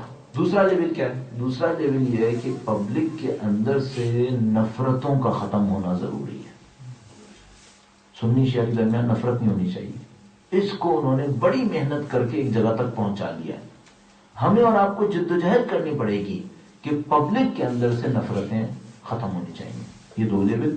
تیسری بات، ہمیں اپنی پبلک کی ہیومن ڈیولپمنٹ کے اوپر محنت کرنی پڑے گی. یعنی ان کے عقل شعور کے اوپر، ان کے کیریئر کے اوپر، ان کی زندگی کے آبجیکٹیوز کو اچیو ہونے کے اوپر، ان کے اخلاقیات کے اوپر، ان سب پہ محنت کرنی پڑے گی. بس 3 لیول پہ کام کرنا ہوگا. نمبر 1، مورل ڈاؤن نہ ہو. اس کے لیے میں نے کچھ بتایا کیا ہو سکتا ہے. نمبر 2، نفرتیں ختم ہونی چاہیے. نفرتیں ختم ہونے کے لیے کیا کرنا ہوگا؟ انٹریکشن بڑھانا پڑے گا دوسرے سیکٹ کا دوسرے کے ساتھ. شیعہ اور سنی کا انٹریکشن ہونا بہت ضروری ہے. پازیٹیو انٹریکشن ہونا ضروری ہے تاکہ نفرتیں جو ہیں وہ اس میں سے کم کی جا سکیں. اور اس کے ذریعے سے ہم بڑھ سکتے ہیں. اور تیسرے لیول پہ میں نے بتایا کہ آپ جناب علی مورل کا ہائی رکھیں، نفرتوں کو کم کریں اور آبجیکٹیوز دینا شروع کر دیں، لائف کے آبجیکٹیوز. اس وقت جو بہت بڑی پرابلم پاکستان کے اندر ہے وہ یہ کہ ایسے کئی ملین لوگ ہیں جن کے پاس سوائے دہشت گردی کی اور زندگی گزارنے کا بھی کوئی راستہ نہیں ہے. آپ کو پتا ہے اس وقت کم سے کم، میں فگر نہیں دینا چاہتا لیکن مور دین 1 ملین اسٹوڈنٹس مدارس کے اندر پڑھ رہے ہیں. کم سے کم مور دین 1 ملین اسٹوڈنٹس. یہ 1 ملین ایسے ہیں کہ آج مدرسے ختم کر دیں اور ان کو روڈ پہ لائیں تو ان کا کوئی کھانا کھلانے والا نہیں ہے. پھر پاکستان سے اس کا ختم کرنا ہونا بہت ضروری ہے کہ پاکستان کا سوشل ویلفیئر کا سسٹم، پاکستان کی اکانومی، پاکستان کی سوشل ڈیولپمنٹ وہ ایک ایسی جگہ پر آئے کہ یہ جو ٹریولرز پیسہ خرچ کر کر کے ان بچوں کو کیپچر کیے چلے جا رہے ہیں، اس کا کسی طریقے سے خاتمہ ہونا ضروری ہے. میں آپ سے بس آخری بات اس سلسلے میں عرض کروں گا کہ سوسائٹی میں ایک ایشو کیک کے پیس کی طرح باہر نکال کے سالو نہیں کیا جا سکتا. Society as a whole deal کی جاتی ہے. مثلا آپ یہ کہیں میں کیک کا ایک پیس نکالتا ہوں اور ایجوکیشن کو پاکستان میں بہتر کر لیں گے. بھائی ایجوکیشن اس وقت بہتر ہوگی جب لوگوں کی سوشل ڈیولپمنٹ بھی ہوگی. جس گھرانے کے پاس پیسہ ہی نہیں ہوگا وہ تعلیم کہاں سے دلوا دے گا اس کو؟ تو جیسے آپ کہتے ہیں ایجوکیشن کو امپروو کرنا ہوگا، آپ کو کہیں اکانومی کے اوپر بھی کام کرنا پڑے گا. اچھا، جیسے آپ کہتے ہیں اکانومی پہ کام کرنا پڑے گا، ایک اور کوشچن آئے گا، جس سوسائٹی میں سیکیورٹی نہیں ہے وہاں اکانومی کہاں چلے گی پھر؟ تو سارے سوشل ایشوز ایک دوسرے کے ساتھ انٹرلنک ہوتے چلے جاتے ہیں اور آپ کو فنڈامنٹل کے اوپر جا کر کام کرنا پڑتا ہے. جو موسٹ فنڈامنٹل ایشو ہے وہ مینٹالٹی ہے. مینٹالٹی پاکستانی قوم کے ساتھ جو سب سے بڑا ظلم کیا ہے کسی بھی دشمن نے، وہ کیا کیا ہے؟ ان کو مینٹالٹی نے شکست دے دی. ان کو یہ بتایا تم چھوٹی قوم ہو، تم لڑاکا قوم ہو، تمہیں کچھ کرنے کے قابل نہیں ہو. اور میں سمجھتا ہوں کہ اس میں میڈیا نے بہت گندا کردار ادا کیا ہے. پاکستان کا میڈیا جان پکڑ رہا ہے اس وقت، لیکن ارریسپانسبل میڈیا ہے. یہ میڈیا بار بار پبلک کو یہ سمجھاتا ہے تمہارے پاس کچھ نہیں ہے کرنے کو. تو یہ سارے ایشوز ہیں جن کو دیکھ کے کام کرنا ہوتا ہے. اگر کوئی مجھ سے پوچھے پاکستان کا فیوچر کیا ہے، جو یہاں پر ابھی 24 گھنٹے کے اندر پتہ نہیں کتنے لوگوں نے مجھ سے کہہ دیا ہے اور ہر دفعہ یہی ہوتا ہے، تو میں ہمیشہ یہ کہتا ہوں پاکستان کا فیوچر اتنا برا نہیں جتنا آپ سوچ رہے ہیں، اور اتنا آسان بھی نہیں ہے کہ کوئی کہے سب کچھ صحیح ہو جائے گا. نہ اتنا آسان ہے کہ سب کچھ صحیح ہو جائے گا اور ہو جائے گا، اور نہ اتنا برا ہے جتنا آپ سمجھ رہے ہیں کہ برا ہے. نہیں، اتنا برا نہیں ہے. پاکستان کے عوام کے پاس اگر خود ہمت نہ ہوتی اپنے پاؤں پہ کھڑے رہنے کی، تو 18 کروڑ عوام بھوک سے مر چکے ہوتے اب تک۔ اس ملک کے اندر سے 4.5 ملین لوگ ہیں، اور یہ ہمارے ایک محلے کی آبادی ہے، ہمارے ایک محلے کی آبادی ہے جس پورے ملک کے اندر ہے۔ پاکستان میں یہاں پہ جتنے پورے ناروے میں رہ رہے ہیں، وہاں پر ایک شہر میں غربا کی تعداد اتنی ہے۔ ان کے خالی پیٹ کو کون پال رہا ہے؟ خود پاکستانی پال رہے ہیں۔ پاکستان کے اندر ان آفیشیل سوشل ویلفیئر کا ایک سسٹم ہے جو کچھ لوگوں نے سنبھالا ہوا ہے۔ اگر وہ نہ ہوتا تو ہمارے پاس ہر روز بھوکوں کی لاشیں سڑکوں پہ پڑی ملتی۔ کون ان کو کھلا رہا ہے؟ الحمدللہ رب العالمین، پاکستان میں بہت پوٹینشیل ہے، پاکستان کی عوام کے اندر بھی بہت پوٹینشیل ہے۔ صرف جو ان کے ساتھ بدقسمتی ہے وہ ان کے پاس انسائٹ نہیں ہے، ان کے مورل کو ڈاؤن کر دیا گیا ہے۔ ہمیں اس پہ محنت کرنی پڑے گی، مورل ہائی ہو جائے، اور ایک انسائٹ ان کے اندر آنی چاہیے، ایک تدبیر ان کے اندر آنی چاہیے۔ وہ تدبیر آنا شروع ہو جائے تو پھر ہم ان تمام سازشوں کا مقابلہ کر سکتے ہیں انشاءاللہ تعالی۔ درود بھیجیے گا محمد و آل محمد۔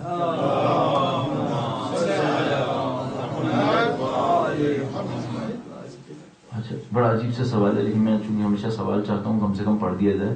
لکھا ہے پاکستان میں یہ فرمایا کہ پاکستان میں 3 شیعہ تنظیمیں کام کر رہی ہیں۔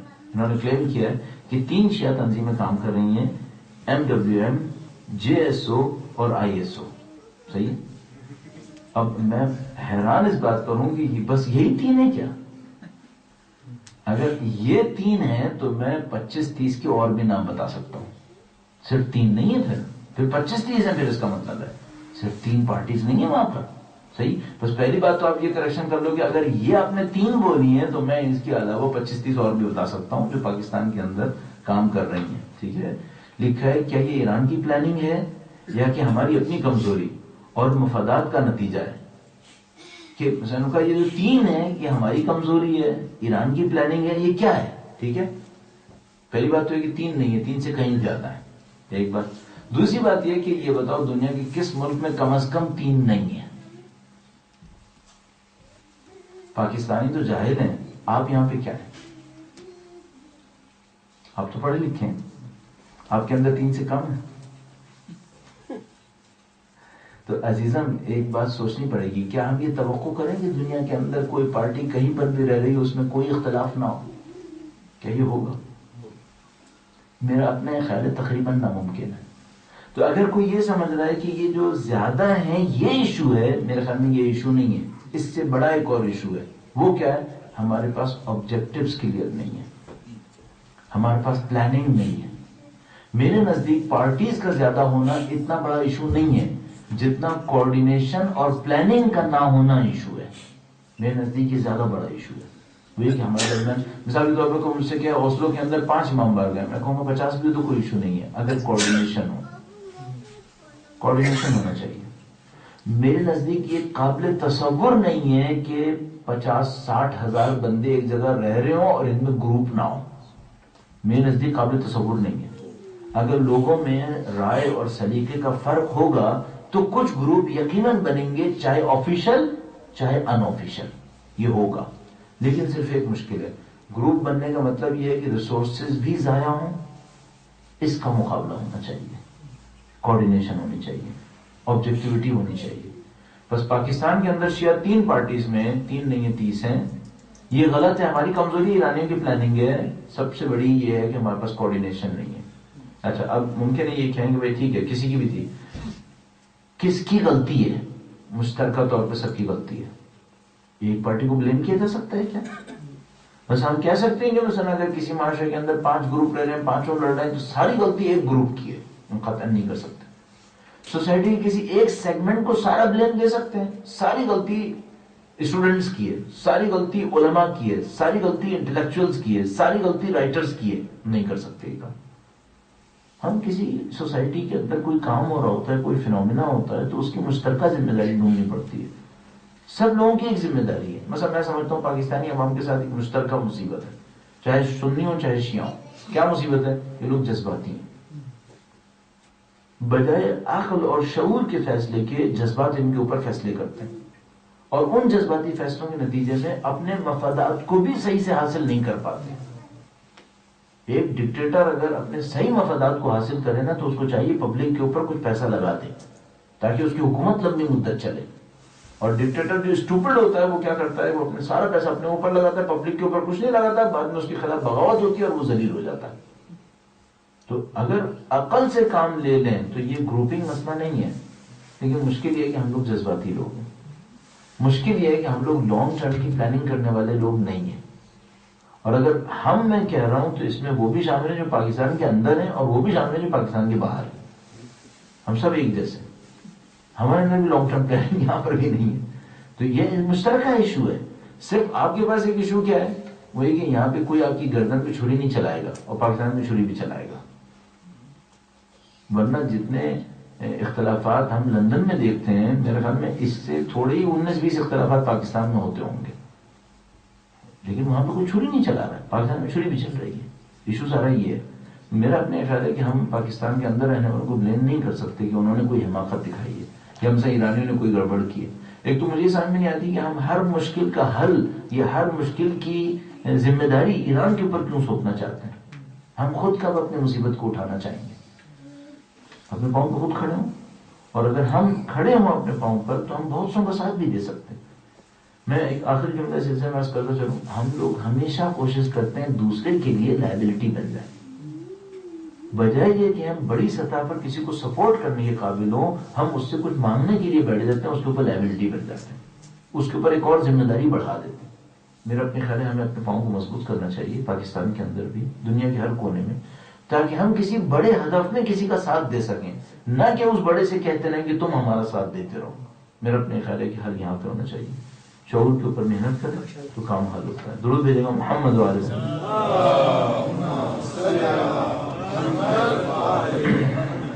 یہ بڑا اچھا سوال ہے, اور میرا پیپر جو مجھے لگ رہا ہے کہ کہیں وہاں سے آیا, اس طرف سے لکھا ہے, شام میں جہاد و نکاح کے بارے میں جو فتاوی آئے ہیں ان کے خلاف اہل تشیع کو آواز اٹھانے کی ضرورت ہے.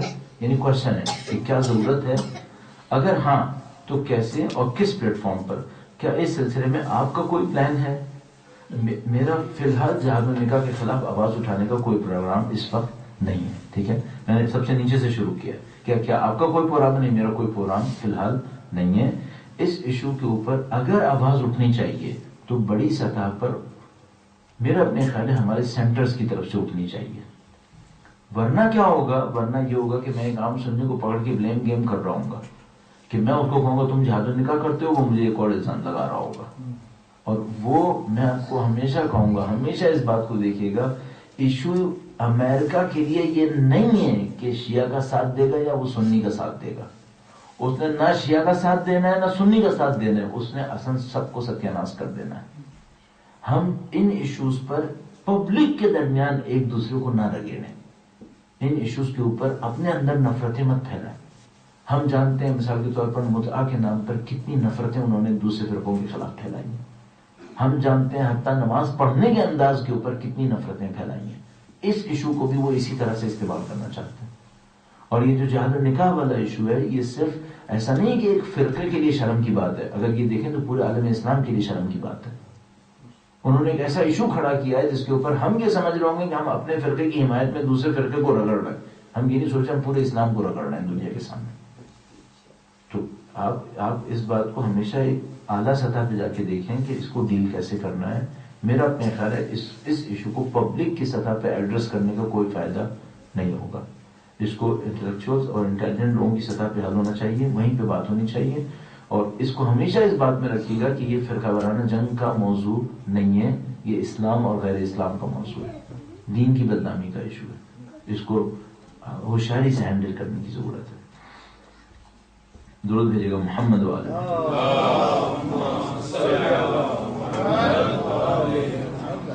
دیکھا, is there any chances of third world war? بعض لوگ کہتے ہیں کہ ان آفیشلی تھرڈ ورلڈ وار ہو رہی ہے, ان آفیشلی. کیونکہ تھرڈ ورلڈ وار ہم کسے کہتے ہیں معمولاً؟ ایک ایسی جنگ جس کے اندر کئی ملک ایک محاذ میں چلے جائیں اور کئی دوسرے ملک دوسرے محاذ میں چلے جائیں, اور وہ ایک ملک کی باؤنڈری سے نکل کر کئی ملکوں کی باؤنڈری میں کھیلی جائے. میرا اپنے خیال ہے کہ ان آفیشلی ایسی ایک جنگ پوری دنیا میں اس وقت چل رہی ہے. تو اگر کوئی یہ کہے آفیشیل تھرڈ ورلڈ, مجھے لگتا ہے کہ شاید ضرورت نہیں ہے. ان آفیشیل تھرڈ ورلڈ وار میرا اپنے خیال ہے کہ کافی عرصے سے جاری ہے، اور لوگوں کی جانیں اسی حساب سے ضائع ہو رہی ہیں بدقسمتی سے۔ لکھا ہے کہ تیسری دنیا اور خاص کر خصوصاً اسلامی ممالک میں جاری فساد اور بدامنی کے سلسلے میں تسلسل میں ایک نظریہ یہ ہے کہ مغربی ممالک کی سازش ہے تاکہ ان تیسری دنیا کے ذہین افراد ان ملکوں سے نکل کر مغربی ممالک کی طرف آئیں تاکہ ترقی کا فرق ڈیولپ ورلڈ اور ان ڈیولپ ورلڈ میں تعدیل قائم رہے۔ ہاں یہ بالکل ون آف دی پوائنٹس ہے جو میں نے آپ کی خدمت میں عرض کیا کہ وہ جو نظام ہے، جو ظالمانہ نظام ہے، اس کو کوئی غرض نہیں کہ یہ مسلمان ہے یہ غیر مسلمان ہے، شیعہ ہے یا سنی ہے، اس کو صرف ایک غرض ہے ان کے مفادات پورے ہوتے رہیں۔ اور جب میں کہہ رہا ہوں کہ مثلا امریکہ، تو امریکی عوام سے بھی ان کو کوئی غرض نہیں ہے، امریکی اقتدار کو امریکی عوام کے مفادات سے بھی کوئی غرض نہیں ہے، ان کو صرف ایک گروہ ہے جس کو اپنے مفادات سے غرض ہے، اس کے لیے ان کو امریکی عوام کو ضائع کرنا پڑے، وہ دیر نہیں لگائیں گے اس کام کے اندر۔ تو مجھے لگتا ہے کہ یہ دنیا کا ظالمانہ نظام ہے جس میں امریکی عوام خود ایک لحاظ سے مظلوم بنی ہوئی ہے، وہ خود ایک لحاظ سے اس کے اندر ٹریپ ہوئے ہیں، اور ہاں ٹریپ ہونے کے لیولز بہت زیادہ مختلف ہوتے ہیں، بہت مختلف ہوتے ہیں۔ بس ایک ٹریپ ہونے کا لیول وہ ہے جو DR کانگو کے اندر ہے کہ جہاں 5 ملین سے اوپر بندے اس ظالمانہ نظام کے اندر ٹریپ ہو کے مر رہے ہیں، اور ایک ٹریپ ہونے کا نظام وہ ہے جس کے اندر ایک انسان صبح کو شروع کرتا ہے، شام تک کام کرتا ہے، رات کو ٹی وی دیکھ کر تھوڑی دیر کے بعد اپنی نفسانی خواہشات کو پوری کر کے سو جاتا ہے، ویکینڈ آتا ہے تو شراب پیتا ہے، 2 دن تک شراب میں غرق رہتا ہے، پھر 5 دن گدھوں کی طرح کام کرنے کے لیے تیار ہو جاتا ہے، اور ساری خوشی اس کی اس بات پہ ہوتی ہے کہ ایک سال میں ویکیشن لوں گا، اس کے بعد ہوائی جاؤں گا اور وہاں عیاشی کروں گا، واپس آؤں گا، اور اس کے بعد ریٹائرمنٹ کے بعد کہیں بستر کے اوپر پڑا رہوں گا، ٹی وی دیکھتا رہوں گا۔ یہ بھی ٹریپ ہوا ہے، یہ بھی ٹریپ ہوا ہے ایک اور ٹریپ ہونے کی قسم کے اندر، ہمیں یہ سمجھنا ہوگا۔ ایک بار پھر درود بھیجے گا محمد وعلی محمد۔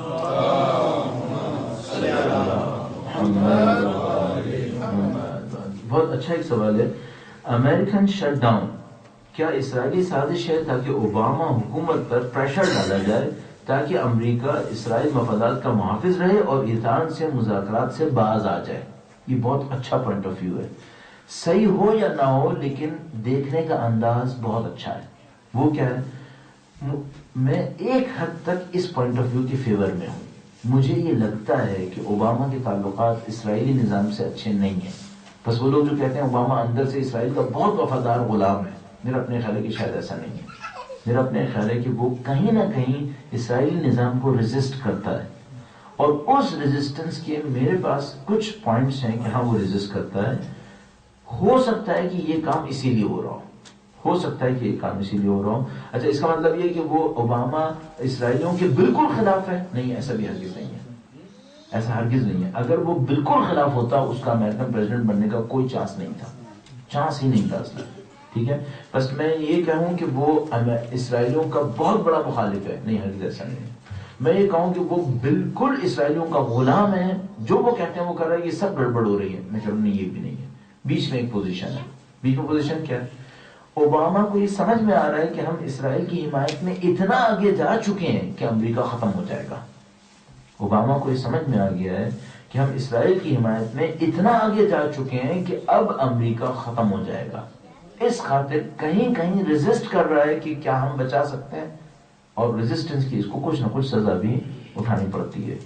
اسرائیلی سسٹم اس وقت اوباما کو بالکل پسند نہیں کرتا ہے، پریشرائز کیا ہوا ہے ایران کے ساتھ تعلقات کے اوپر۔ میں نے آپ کی خدمت میں عرض کیا، اسرائیلی نظام یہ کہتا ہے کہ امریکہ کا ایران سے مذاکرات کرنا ہسٹوریکل مسٹیک ہے، یہ ان کا اسٹیٹمنٹ ہے کہ یہ ہسٹوریکل مسٹیک ہے۔ اس کی وجہ یہ ہے کہ ایران کو چند مہینے چاہیے نیوکلیئر کیپیبلٹی کو، اور اگر امریکہ مذاکرات کے اندر وقت ضائع کرے گا تو ایران کو وہ چند مہینے مل جائیں گے، اور پھر ایران قابل تصور حد سے اوپر طاقت لے لے گا، بہت زیادہ طاقت لے لے گا۔ یہ اسرائیلی اسٹیٹمنٹ ہے۔ اوباما کہہ رہا ہے کہ نہیں، میں یہ رسک لوں گا کہ میں ایران کے ساتھ تعلقات کروں گا تاکہ شاید میں اس ایشو کو سالو کر دوں جس نے امریکہ کے ایگزسٹنس کو خطرے میں ڈالا ہوا ہے۔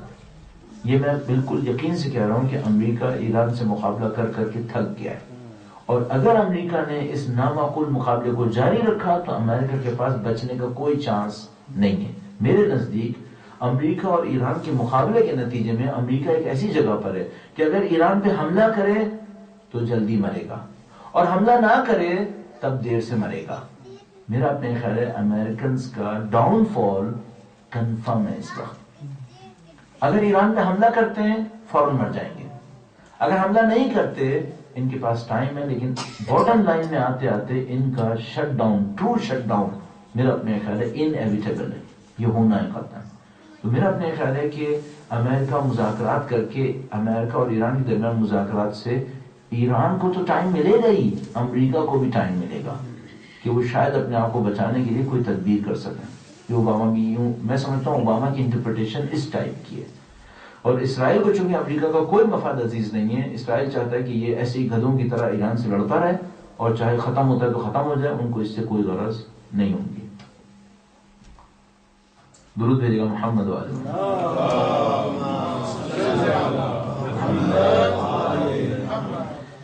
پاکستان میں شیعوں کا مستقبل, یورپ میں رہنے والوں کو کیا کردار ادا کرنا چاہیے؟ میں نے اس کے اوپر کچھ حد تک باتیں کی ہیں, اس سے زیادہ کھل کے میرے خیال میں نہیں کر پاؤں گا اس لمیٹڈ ٹائم کے اندر. شہداء کی لواحقین کے لیے فاؤنڈیشن آپ کے زیر سایہ کام کر رہی ہے؟ نہیں, ہرگز شہید فاؤنڈیشن قطعاً میرے زیر سایہ کام نہیں کر رہی ہے. یہ بالکل ایبسولوٹلی انڈیپینڈنٹ باڈی ہے, اس کا مجھ سے کوئی تعلق نہیں ہے. ہاں, میں اس کو فیور کرتا ہوں, میں اس کو فیور کرتا ہوں کیونکہ اس کے کام کو اچھا دیکھتا ہوں. البتہ میرا اس کے سپرویژن وغیرہ سے کوئی تعلق نہیں ہے, میرا اس کے کسی سیٹ اپ سے کوئی تعلق نہیں ہے. لیکن یہ کام اچھا کام کر رہی ہے, میرا اپنے خیال ہے کہ اس کو اچھا کام کرتا دیکھ رہا ہوں. لکھا ہے شہداء کی بیٹیوں کی شادی کے لیے ہماری کمیونٹی کیا کر رہی ہے؟ لڑکے بنا لو, سب سے اچھا کام تو یہی ہے. یعنی اگر بیٹیوں کی شادی کرنی تو لڑکے چاہیے ہوں گے, پہلے لڑکے اچھے ہونے چاہیے ہمارے پاس, شادیاں ہو جائیں گی. ایسا یہ بہت چھوٹی سطح پہ کام ہے کہ ہم یہ سوچیں کہ شادیوں کے سیٹ اپ کے لیے کیا ہو رہا ہے. نہیں, بہت کچھ ہو سکتا ہے, بہت کچھ ہو سکتا ہے. اگر تھوڑا سا آرگنائز کریں چیزوں کو تو سب سے بڑا کام یہ ہوگا کہ شہید کے خاندان کا احترام ہونا چاہیے. بعض چیزیں آپ اس طرح سے دیکھیے گا, میں بہت تیزی سے اس مثال کو دوں گا. کہتے ہیں سوسائٹی میں چوری روکنے کے لیے کیا کرنا چاہیے؟ تو ایک اوپینین یہ ہوتی ہے کہ لوگوں کو پیسہ دے دو چوری رک جائے گی. ایک اوپینین یہ ہوتی ہے پیسہ دے دو چوری رک جائے گی. اچھا, کیا واقعا پیسہ دینے سے چوری رک جاتی ہے؟ یعنی امیر سوسائٹیز میں چوری نہیں ہوتی؟ تو کیا مثلا میں سمجھتا ہوں امریکہ میں چوری نہیں ہوتی کیا؟ بے انتہا کی سے بھی ہوتا ہے کہ بڑے پیمانے پہ چوری ہوتی ہے, چھوٹے پیمانے پہ چوری نہیں ہوتی.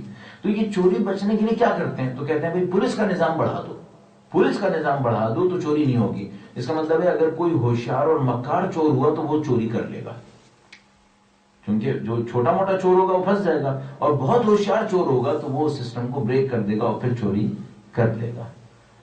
کرنا کیا پڑے گا؟ کرنا یہ پڑے گا کہ ہیومن رسپیکٹ کو بڑھانا پڑے گا. اگر ہیومن رسپیکٹ بڑھ جائے تو وہ دوسرے کی رسپیکٹ کرے گا, اپنی بھی رسپیکٹ کرے گا اور غلط کام نہیں کرے گا. میں بالکل صرف چھوٹے چھوٹے پوائنٹ دیتے ہوئے آپ کی خدمت میں عرض کروں. بہت اچھی ایک اسٹڈی انجام پائی ایک اسکینڈینیوین کنٹری کی طرف سے پاکستان کے اندر, کہ پاکستان میں رشوت کیوں ہے. ٹھیک ہے, اور موسٹ پروبیبلی وہ اسکینڈینیوین کنٹری خود ناروے تھا. اس نے وہاں پہ جا کے ایک اسٹڈی کی اور اس میں کہا کہ رشوت کیوں ہے. اشفاق احمد نے اپنی کتاب کے اندر کوٹ کیا ویسے, اور وہ اس ریزلٹ پر پہنچے کہ رشوت اس وجہ سے نہیں ہے کہ یہ غریب ہے, چونکہ یہ ایک زمانے میں اس سے زیادہ غریب تھے اور رشوت نہیں لے رہے تھے. یہی سب کانٹیننٹ ایک زمانے میں اس سے زیادہ غریب تھا اور رشوت نہیں لے رہا تھا. تو انہوں نے کہا کہ رشوت کیوں ہے, پھر صرف ایک وجہ ہے. بہت اچھا کنکلوژن, بہت تیزی سے عرض کر رہا ہوں, شاید قیمت گرا دوں میں اس کی تیزی سے کہنے کی وجہ سے.